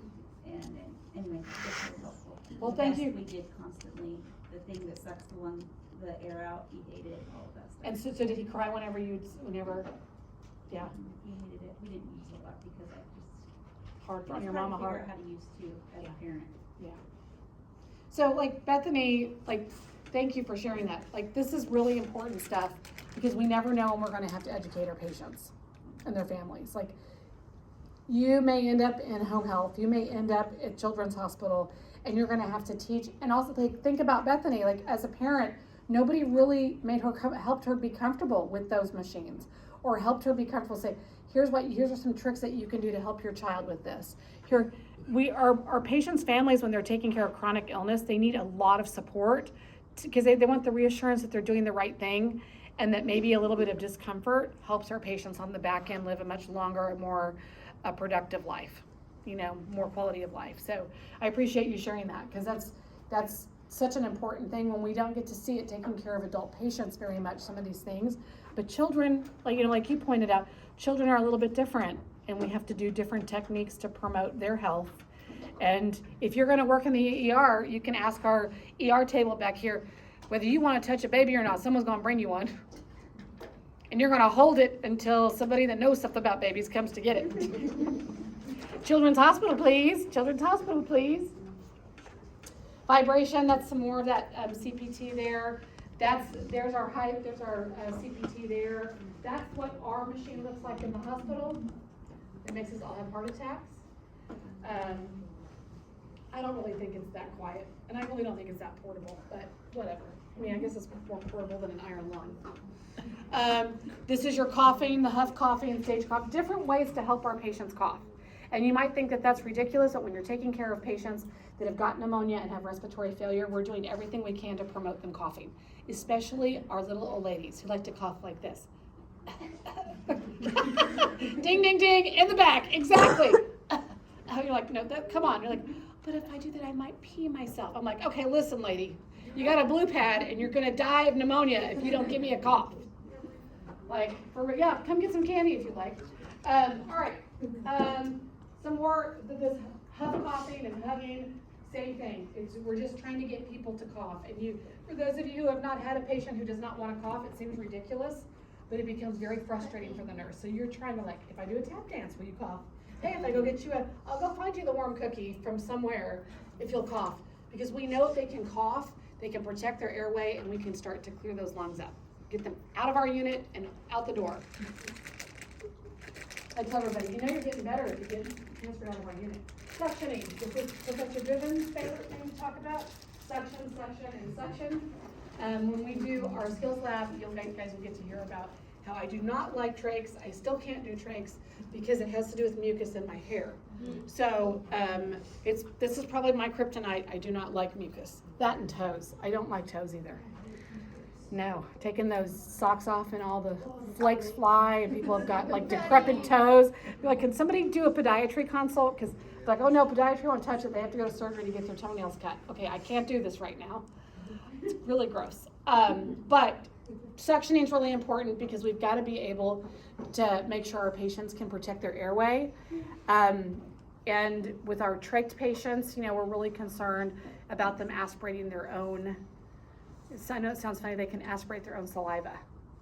So we need to just be really careful that we're paying attention to the kinds of suctioning. You guys have done nasopharyngeal suctioning through the trumpets. People do not like that, but sometimes I will put them down just to get whatever it is that gets caught right here. Go in there and you just suck that right out. So suctioning is important. Humidification and hydration is important. We've talked about all this.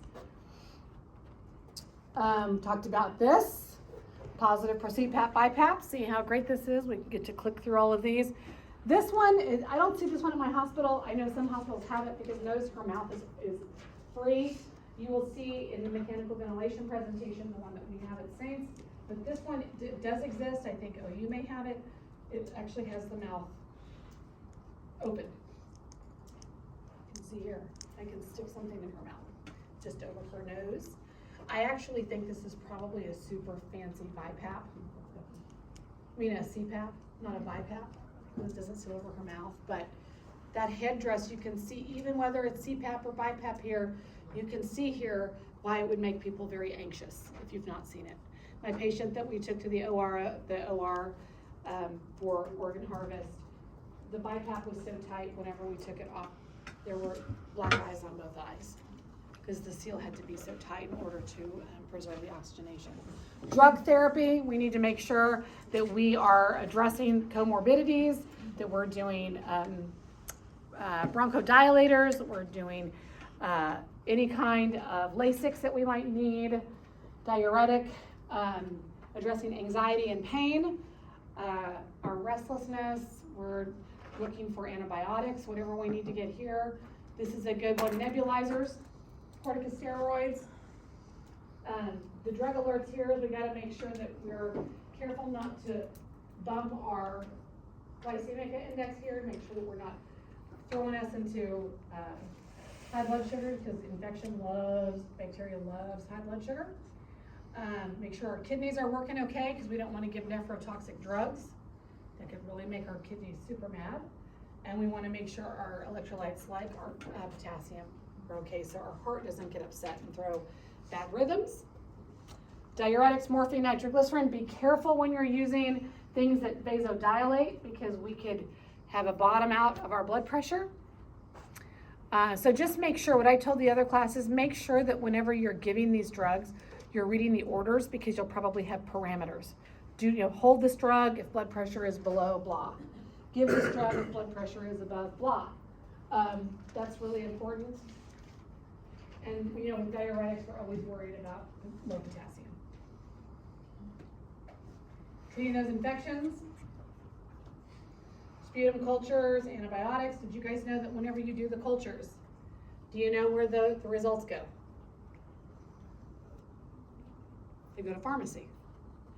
And my son, who's going to be graduating from pharmacy school in May, you'll get it, we refer to him as Lucas the pharmacist.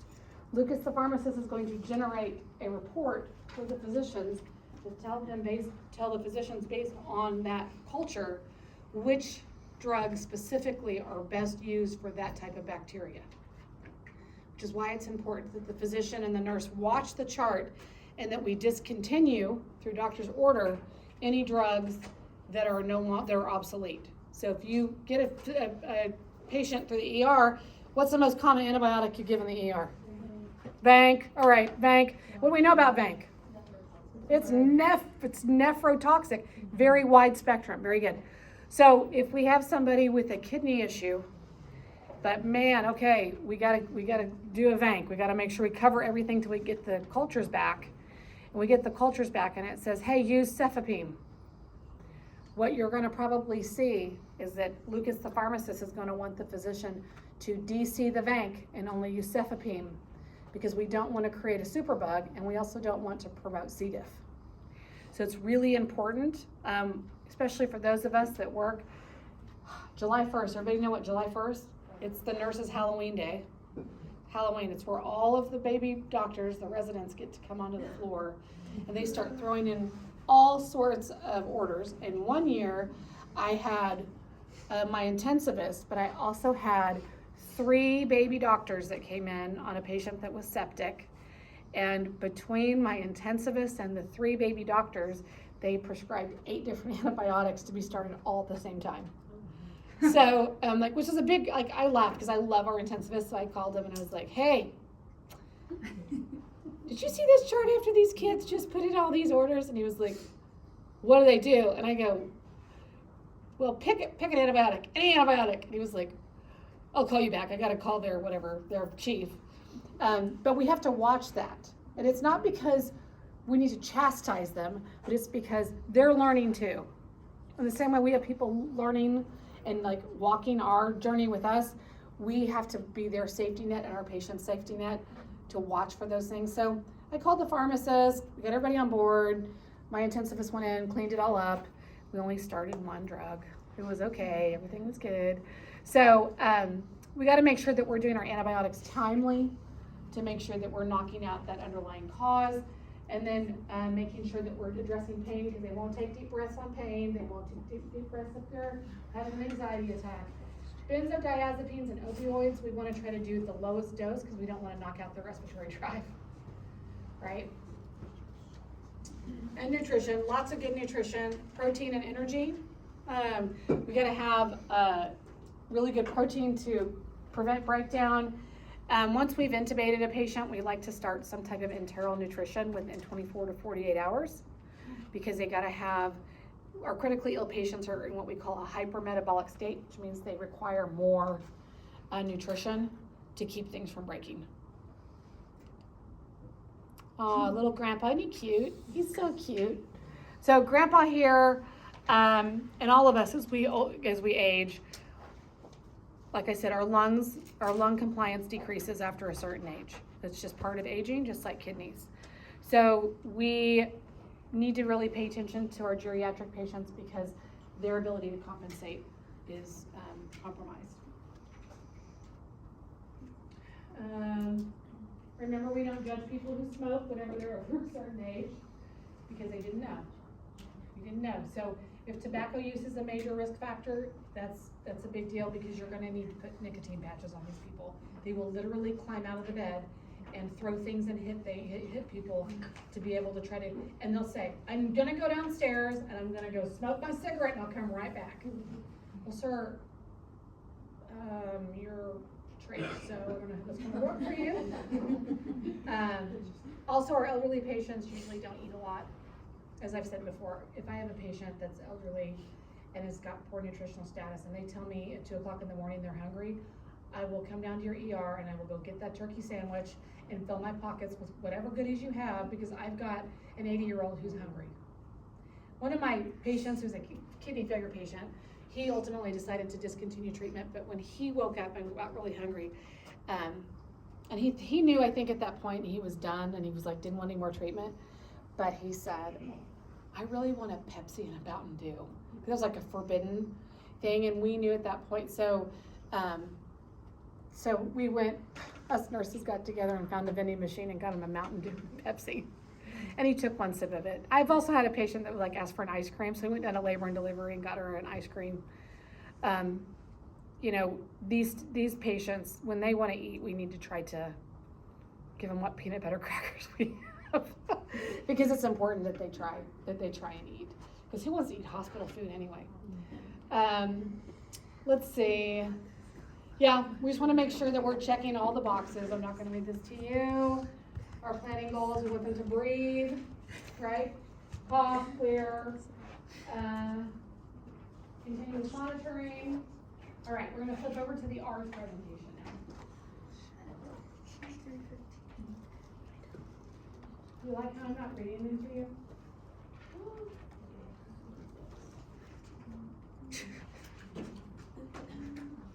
All right. I did not even put my credentials on this one. Did you read ours? I don't know. Are we good? Is everybody good? Does anybody need some candy? Come up and get some candy before we start the next one. Come up and get some candy. All right. So, ARDS, acute respiratory distress syndrome. And if you guys will tell me what kind of candy you want, then I'll try to get that candy for next time too. All right. So, what is ARDS? It's sudden. It is a sudden progressive form of respiratory failure. And I really hate it. It's one that I've put probably more people in body bags over than anybody else, than any other kind of disease process. The next thing would probably be liver disease. But this is really hard because you're watching your patients drown. Our alveolar capillary membrane, that membrane around the alveoli, becomes really damaged and drowns. It just lets in all sorts of fluid. I've explained it to students in a way where if I bump my arm swells, has all that fluid in it. It's basically what happens to the alveoli. It just fills up with fluid. It is one of the most common conditions seen in the adult intensive care unit. I bet that this next statistic is not correct. I bet it's higher than this. 10% of all ICU admissions have an ARDS diagnosis. We have 200,000 cases in the United States per year. But the thing that is most disturbing to me is that the mortality rate is 35%. So if you have a unit that has 20 patients on it, 7 of those patients will die. Which is why I feel like I'm always on high alert when I go to work. Because our hospital is not a heart hospital. We do a couple of cabbages.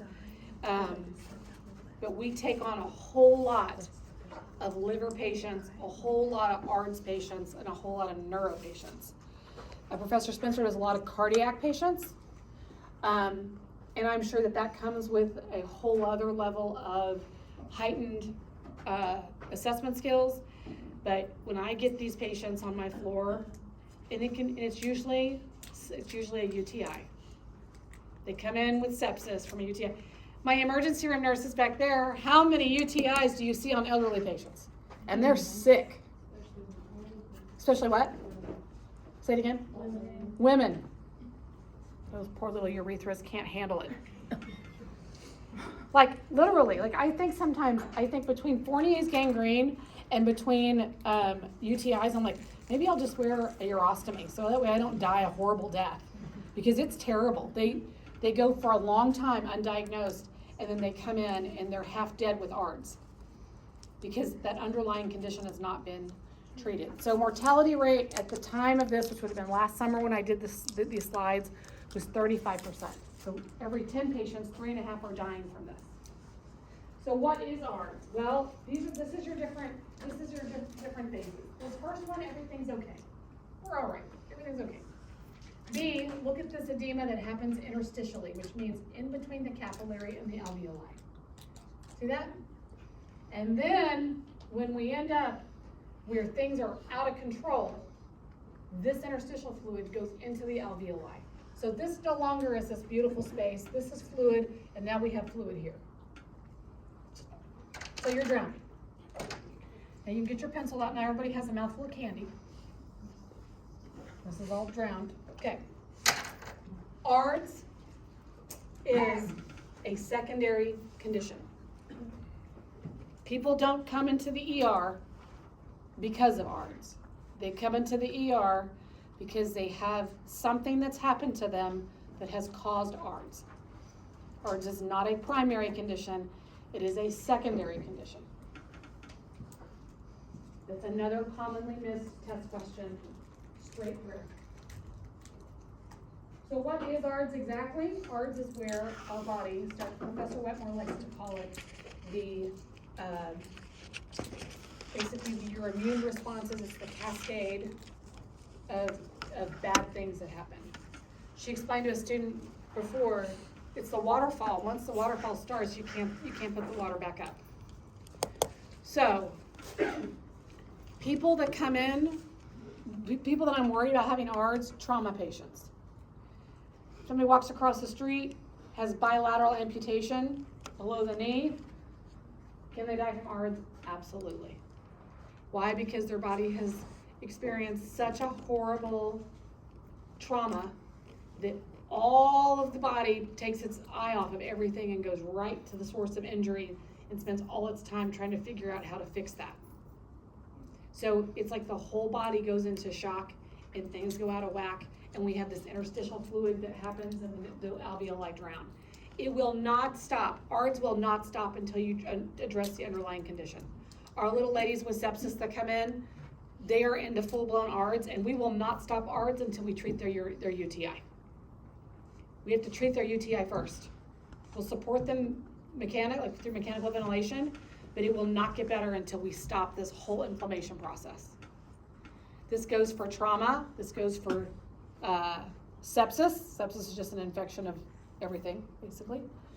And you can see here, the most common that we see is sepsis when people go into ARDS. We have multiple organ dysfunction syndrome. And when I have a patient that comes in and they have a UTI and they're diabetic, I'm like, and they have hypertension, then I'm really like, and they have diabetes, and they have a history of cancer, and.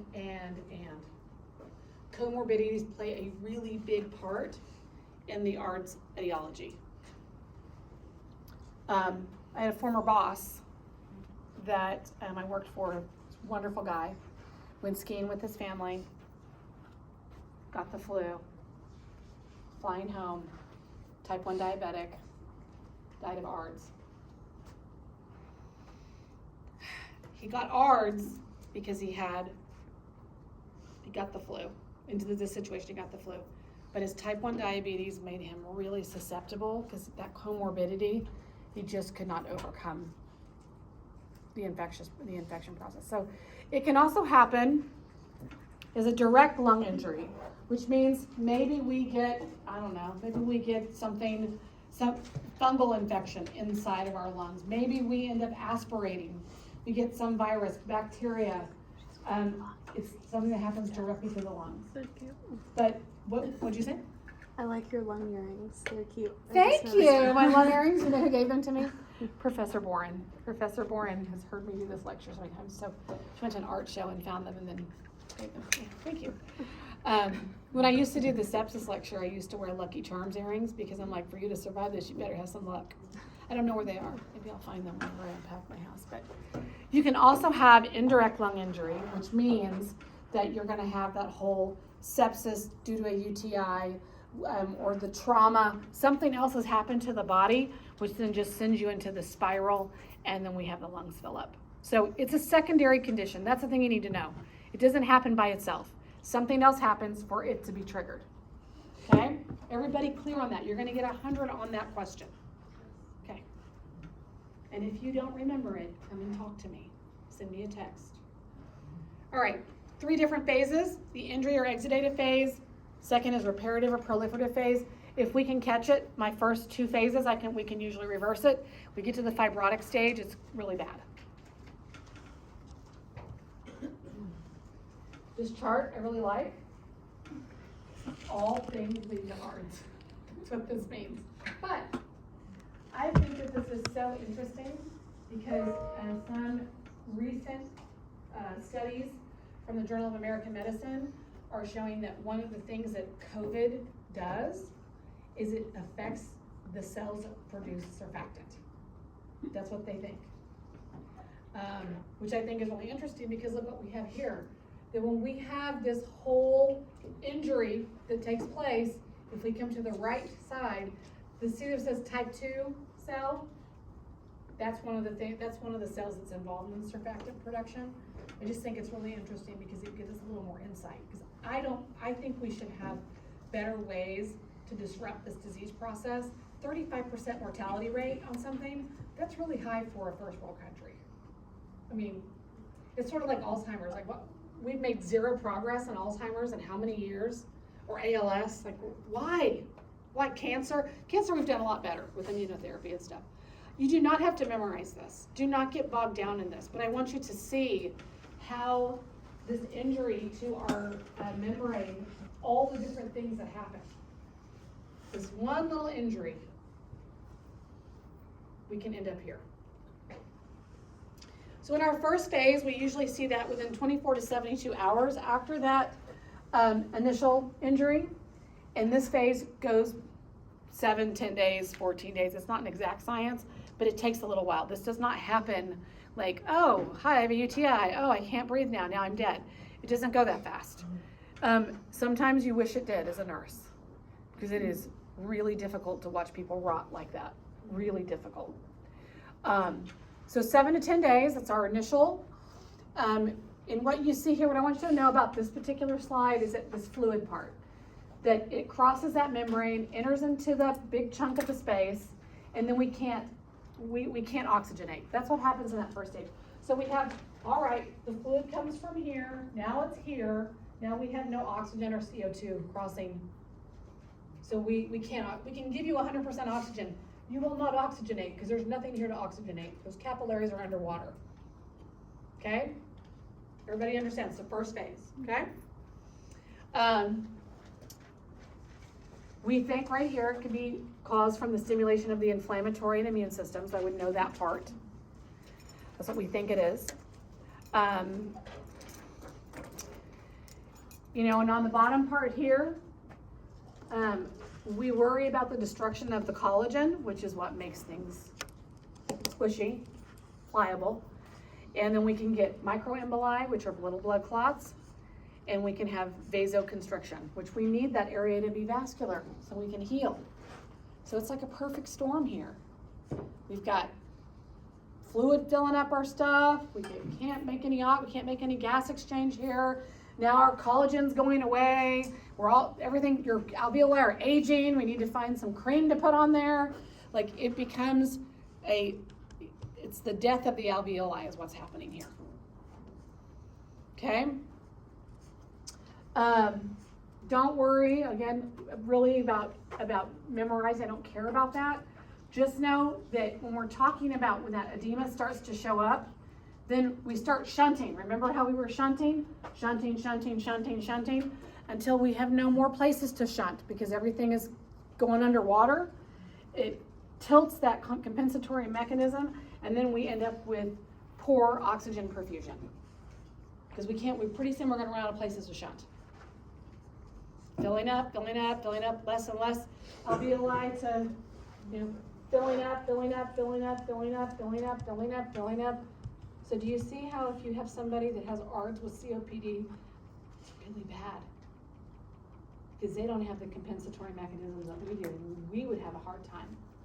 And they're so beautiful on these slides. I like how they do it here. Look at these little alveoli, like they're filling up and filling up and filling up. If you don't have this many alveoli, it's not gonna take very much for you to become really sick. AKA, which is why when you go to your clinicals, we have so many people at the hospital right now. Okay? We've talked about the surfactant dysfunction. If we don't have good surfactant, we can't pop open our alveoli. Then we end up with widespread bricks. Widespread atelectasis because we can't get anything in or out. Everything's underwater.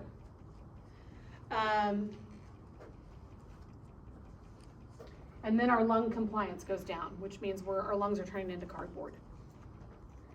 We can't blow up that balloon real beautifully and then let it,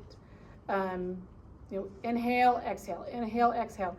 It's as if when we were all kids, you spit into a balloon. You don't mean to, but spit gets in there. For those of us that have kids, like, I'm not blowing up your balloon. No, it's gross. And then it dries out and sits on the counter. And then they're like, here, Mommy, will you blow that up? No, I will not, because it's all stuck together. In order for me to get that balloon to pop back open, think about how hard you have to blow on that to get it to pop open. And if it pops open, you sure hope that it doesn't have a hole in it. Your alveoli are the exact same way. If they get to this point, and then we have to mechanically ventilate them to increase our pressure in there to get those to pop open, it's gonna take a lot of pressure, and then after a while, if those lungs are sick enough, they lose that pliability, and when we go to pop them up, and we can pop them too hard, and then they spring a leak, and then we're in real trouble. It's a pneumo. So, does that make sense? All of my little stories and things to try to get you guys to understand a very complex deal. But I hope that what it does is it teaches you, it makes you understand the why behind it. So when you go to study, you're not like, wait, what? Instead, when you're in your study groups, you think about some of these stories and go, no, that's whenever this happened. Remember the spit in the balloon? That's how this happens. That's what this is called. That's what I'm hoping that we're doing to make it a little easier. What will happen is we end up with severe VQ mismatch, which now you understand VQ and how that works. It's a severe mismatch, which that's a classic sign of ARDS. And then you can understand whenever I crank up my oxygen, we're not getting any better because I don't have any capillary membranes that are available to take on the oxygen. So in order for me to get those poor alveoli that have collapsed, I gotta really put that higher airway pressure in there, and then we get the stiff lungs. Does everybody understand how that, you just walk with me through that journey? Did you guys see how we got there? So you can see these people are really sick. So now we say, at this phase right here, we can usually reverse it. If we treat what? Underlying cause. I gotta get on the underlying cause. I gotta give the body all the supportive needs in order to heal. So I'm still in a pretty okay situation here, but I am on alert, okay? Now I'm in the reparative and proliferative phase, 1 to 2 weeks from the injury, whatever that is. Our immune system is still going nuts. It's just dumping all sorts of soldiers and things to try to get the body to do what it needs to do. Our lung compliance continues to decline. The hypoxemia gets worse. That's because our alveoli are becoming thick, and we're still trying to shunt what's available. We are probably at this point considering proning our patients. Maybe they are on maybe they're not even intubated yet. Maybe they're on super high maximum BiPAP. and we've already got them laying on their side to try to get them out of this crazy cascade. The airway resistance is severely increased, which means whenever we're putting air in, it's meeting that resistance because it's basically hitting this like a rock. Because it takes so much pressure to open this up. We don't have enough pressure behind it, it's just feeling resistance. So whenever, if you go to take the BiPAP off some of these patients, it's literally like a fan is blowing in their face, which then they complain about their teeth are drying out, their tongue is dry, they're wanting to pull it off all the time, drink water, becomes a pretty vicious cycle. If this proliferative phase completes itself, we're gonna end up with really thick lungs, thick alveoli, fibrous tissue all throughout the lungs that are really dense. We don't want anything in our lungs to be dense. If we can stop this though, we can get a lot of the lesions to resolve. They may end up with some like lung issues, like maybe an asthma inhaler, maybe need some like supportive medications for a while, but we might be able to reverse this if we get on top of it fast enough. So we're still like I'd rather be in the first phase than the second phase, but I'd much rather, if like you tell me second phase or third phase, I'm gonna stay in the second phase. Okay? If we're here, if the patients make it this far, it's really bad. It's very, very poor prognosis. We usually see this 2 to 3 weeks. Now, this is just general, these are general numbers. We had patients that would go on for several months. And I had one in particular that I think about every once in a while that was in the prone position for 6 weeks because we could never flip this patient.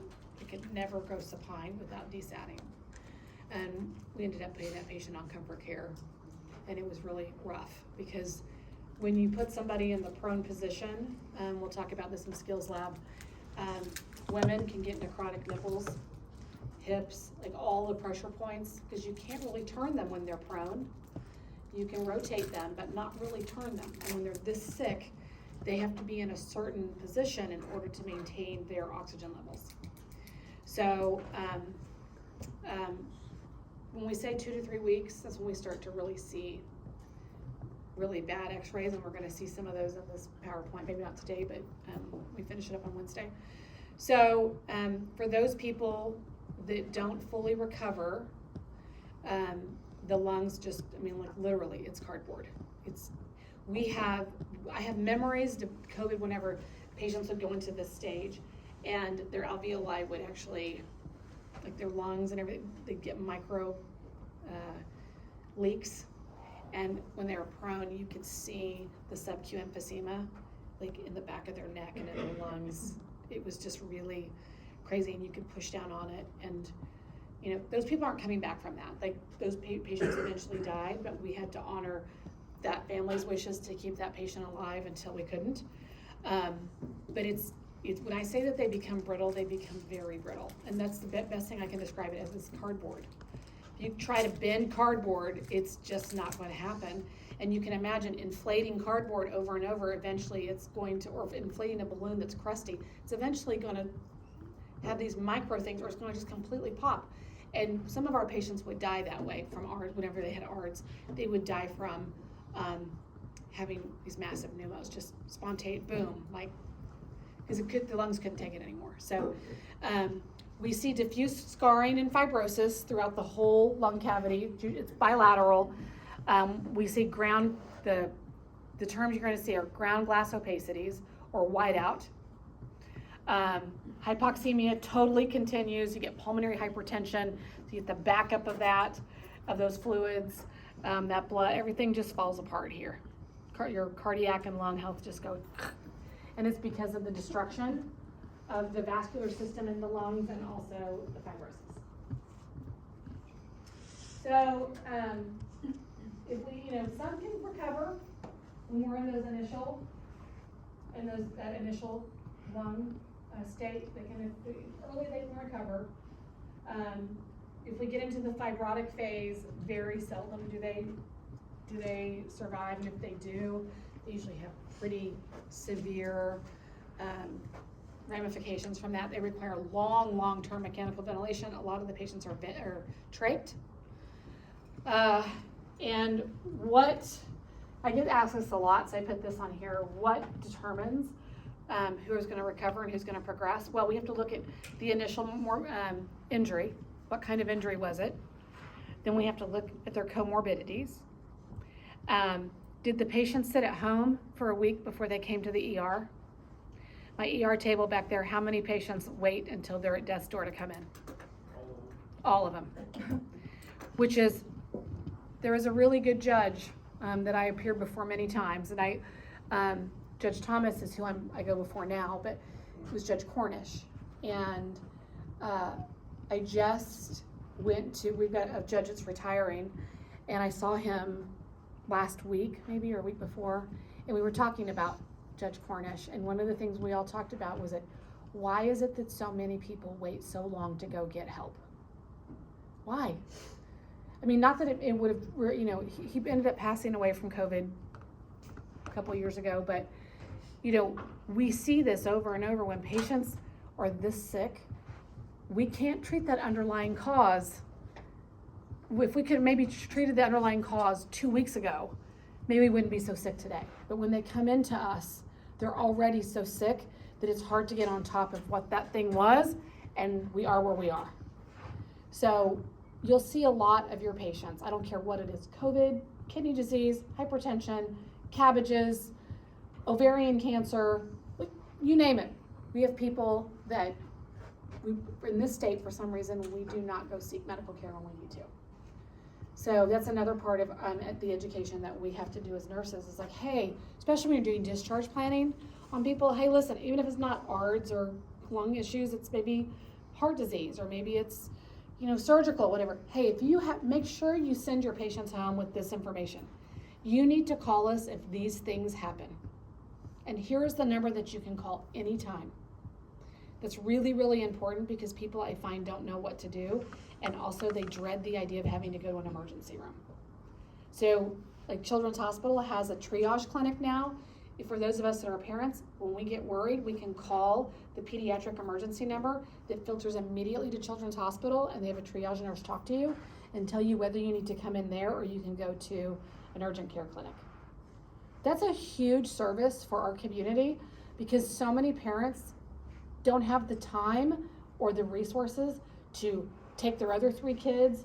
Who's gonna watch the other 3 kids while you go run this kid, you know, Johnny over for strep throat or for this fever or flu or whatever? We need to try to develop something like that for our adult patients. So they're not so embarrassed and they're not so frustrated with how long the lines are at the emergency rooms. If we can give them that information, call us when these things happen, that's really important. So this ties into how quickly our patient receive care, whether or not they have pulmonary complications.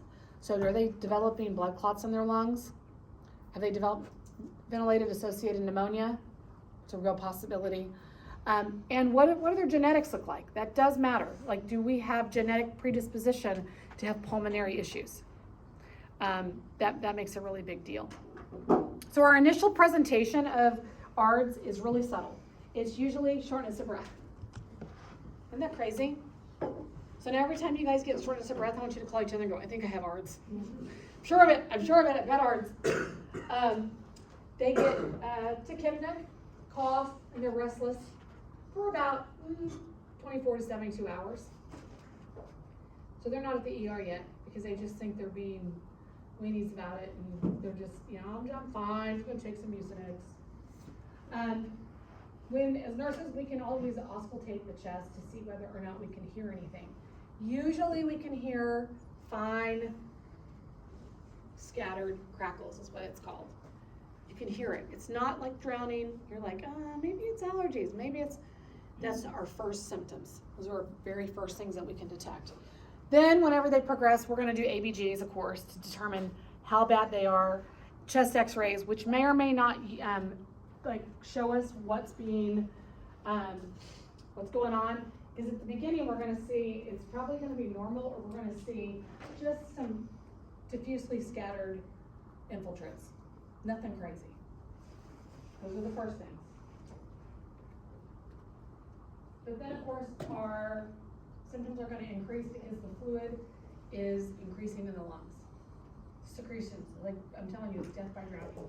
It's really, really, you can hear it, it starts to sound very bubbly, it progresses, which means their work of breathing increases. They become respiratory distress. You start to see all the things we've talked about with respiratory distress, intercostal retractions, work of breathing is gonna increase. Then we're gonna do a chest x-ray, we're gonna see more of these diffuse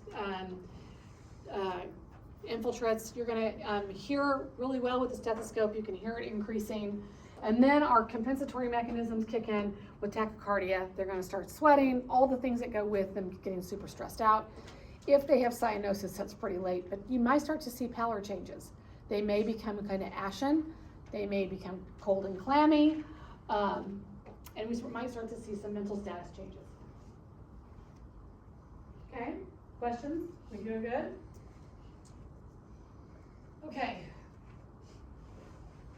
Chest x-ray, we've done ABGs. All of this, I'm not gonna read it to you. We're getting worse. And we need to do all the things that come with us getting worse. More chest x-rays, more ABGs, more auscultation, more assessment. Because now we're on high alert. We do not want our patient to get worse. If we can do anything, breathing treatments, antivirals, antibiotics, Lasix, extras like maybe BiPAP, maybe high flow, good nutrition. Maybe we have to put them in PO for a while because they're really struggling. We don't want them to vomit because and we may be anticipating intubation. So we may say, hey, we're gonna put you in PO for just a little tiny bit to see how we do here. This is a chest x-ray of a patient with beginning ARDS. You can see here, it's not very pretty. And for those of you that don't have a trained eye, that don't know what you're looking at, our good lung tissue is here. See here? And all of this is not very good. This is pretty bad. This one's really bad. So you see how we're starting to get that real cloudy, foggy? And where the darker spaces are, that's where we actually have decent perfusion. But this person is losing their ability to perfuse because look at the space where we should have perfusion. This is all fluid. Some of these patients will end up with chest tubes to try to drain some of the fluid off of them. PF ratios, I'm gonna go over that. This will be on your test somewhere, some way. What is a normal PaO2? Huh? 80 to 100. Thank you. 80 to 100. We want to look at all of our normal 80 to 100. All right. So, Professor Spencer has just called me and said, hey, your ABG has resulted. And what is my PaO2, Professor Spencer? 43. Okay. Professor Spencer, tell me what my breathing is on. We do not rehearse these things, so I want you all to see how we figure out problems together. Tell me was my person on room air, BiPAP, high flow, where are we at? 100% FiO2. What apparatus are we on? Okay, so we're on a vent, and we're on 100%. Now, because this is a percentage, this has to be put in decimal form. So this is actually 1.00. Okay? What's the answer to this? Come on, y'all. What's the answer? What's the answer to this math problem? 43. Thank you. I'm like, okay, everybody go back to MP1 right now. I'm like, what's the question? And they all passed dosage calc, are you kidding me? All right, 43. Is my patient gonna die? It is a predictive value. What does it say on there on the slide? They have severe ARDS. This patient, I almost guarantee, is going to die. Now watch what happens when I start to change the numbers around. I'm going to keep my PaO2 of 43. And I'm gonna put them on 21%. They're on room air, which needs to be converted to a decimal. What is that? 204. What? 204. 204. Okay, 204. All right, we're on the bad side of moderate. Do you think we could maybe get this person back to a normal life? Maybe. That's the answer. So you see, all I did here was we manipulated how much support the person is on. Don't get too hung up on what number means what, because you've got to do the math behind it.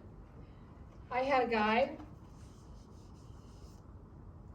who had like 56 was his PaO2, and he was on 21%. What's that number? 266. So this number looks really bad, doesn't it? But it's not really that bad when you look and see, hey, he's only on room air. So if I put him on a little bit of supplemental oxygen, this is gonna come up. You've gotta do the math problem. I was trying to think of another one that's pretty wild. Okay, watch this.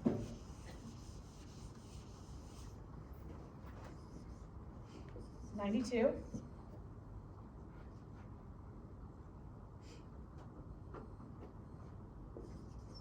And 85% on a vent. Gotta make that a decimal to do the math problem. So what's that answer? 108. What is it? 108? You see what I mean? His PaO2 looks lovely. When I factor in how much support he's on, this person is very, very sick. I'm lucky I can get this. If we don't stop this phase, we're probably going to have to increase this pretty soon, because he's not gonna be able to maintain that. Do you guys understand how I got that? Anybody not?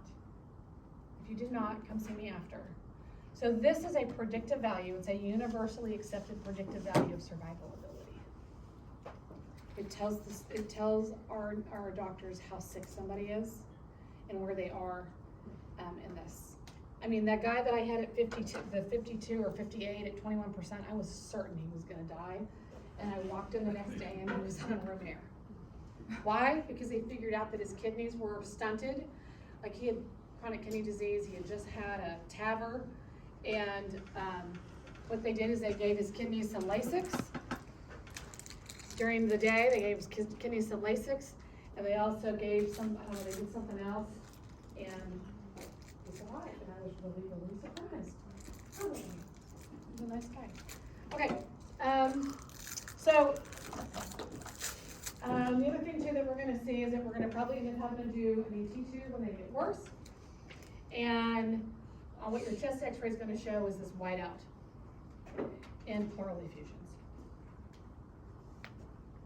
You're gonna also see terrible metabolic acidosis, and then you're gonna also see organ dysfunction.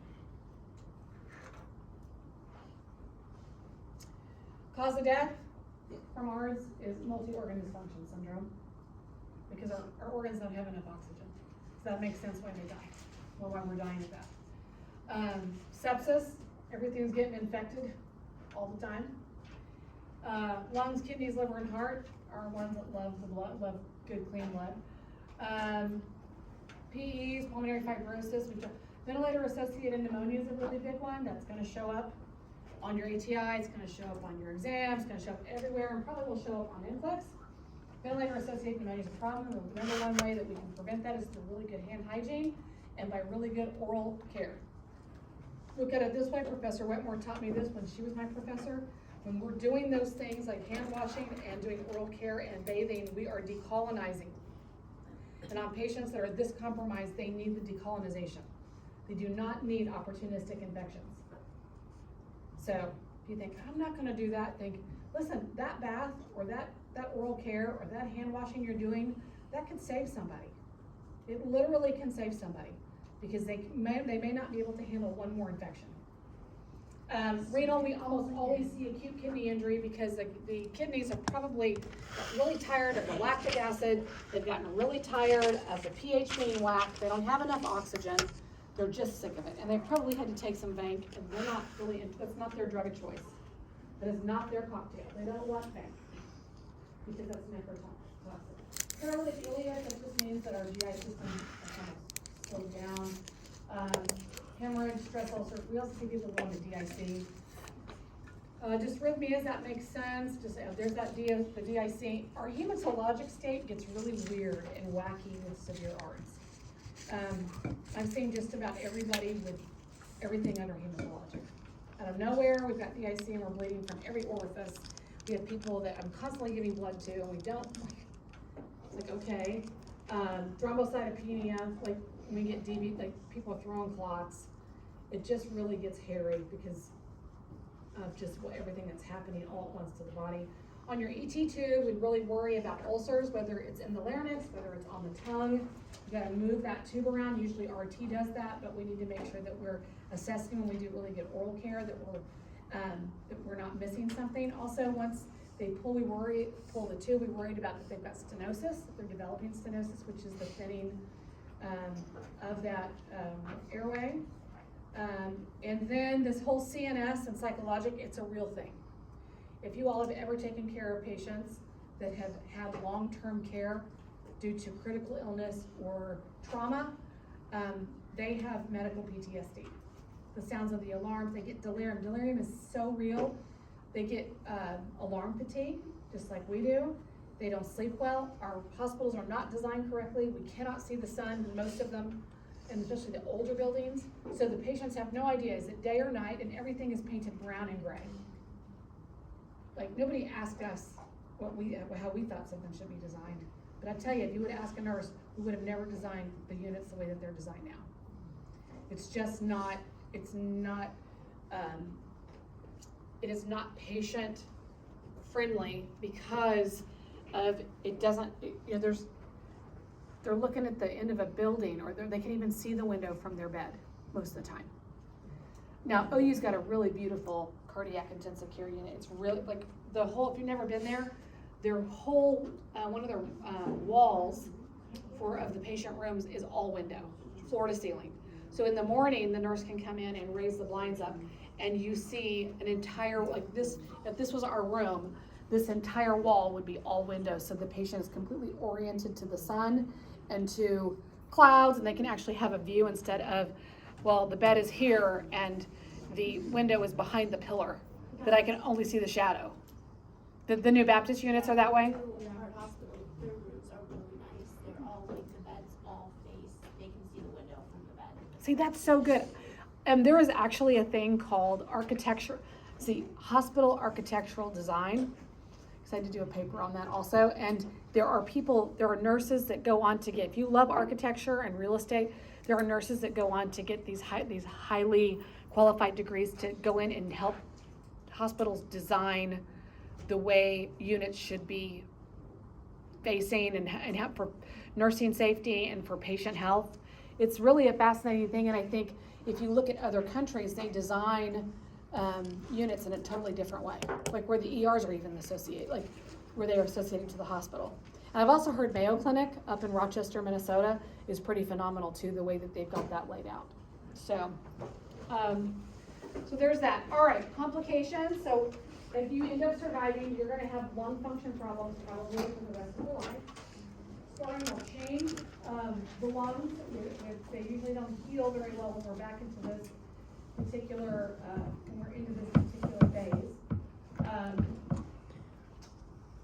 Yeah, and that's that ECMO, that extra, I didn't say the word.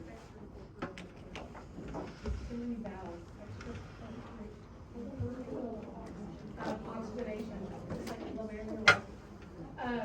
Patients will report after recovering that they've got chest pain, fatigue, shortness of breath, and persistent shortness of breath. This one will show up. It's that ventilator-associated pneumonia. So we've got to, we worry about them aspirating GI contents. We see people that get this when they've had prolonged mechanical ventilation. And we also stick all sorts of things down around them and in them. ET tubes, NG tubes, probes, temperature probes, all sorts of things. And we're constantly putting things in their mouth. This is why we have to have really, really good hand hygiene. Always have that bed 30 to 45 degrees, oral care. We're always doing SPTs to make sure if they qualify to see whether or not they're ready for extubation, doing DVT prophylaxis and making sure that we are turning them to keep any kind of bed sores away, and also giving them protonics so they don't get GI bleeds, that sort of thing.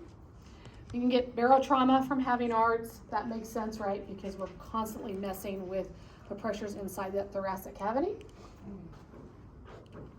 We will talk more about PEEP and tidal volume on Wednesday. GI ulcers, like I just said, probably review those drugs. We really want to try to prevent that, which is why we give some kind of prophylactic, because stress can cause GI ulcers, you know that. DVTs.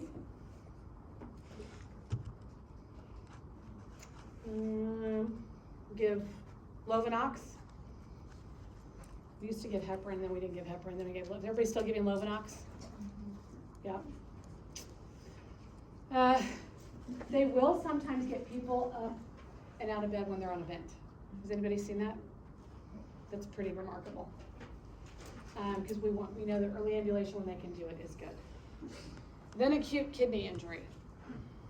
That's because we've decreased our renal perfusion and the delivery of oxygen to our kidneys. We can also have hypotension can cause acute kidney injury, which means that the pressure is not high enough to perfuse properly. Septic shock, yep. We've got no oxygen, nephrotoxic drugs, and any kind of ARDS infections. We've already touched on a lot of that stuff, which is nice, just to review. So how do we manage our kidneys? Well, we're gonna manage them through I's and O's, the weight, doing our kidney labs, and if we need to, we will do bedside dialysis. Professor Spencer and I will just go like, that's what they decide to do. It actually helps our patients. It will allow the kidneys a little vacation and hopes that they'll turn back on. And sometimes they do, after we spun them for a while. Just help get all the junk out of the blood so they can take a little break and come back online. We'll start seeing urine, that sort of thing. So recovery is far from complete for those that survive ARDS. They have all these things. They do, and then you can see why, because they have a lot of medical things. I'm gonna do one more slide. Assess.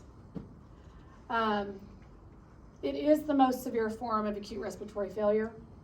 We need subjective and objective data.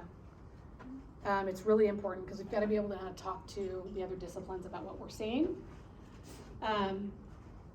We've got to protect the airway. And I'm just looking to see. If we have to do, after we've done, somebody said, well, are we going to keep fluid resuscitating them to a certain point, and then we're going to just put them on pressors to keep their blood pressure up. And we're going to be reassessing all the time as to what we can pull off to let the body do its own. But when they get to that end phase, they need a lot of support. So we'll pick up here, starting on Wednesday. If anybody has any questions, I'm going to stay for a little bit. Okay.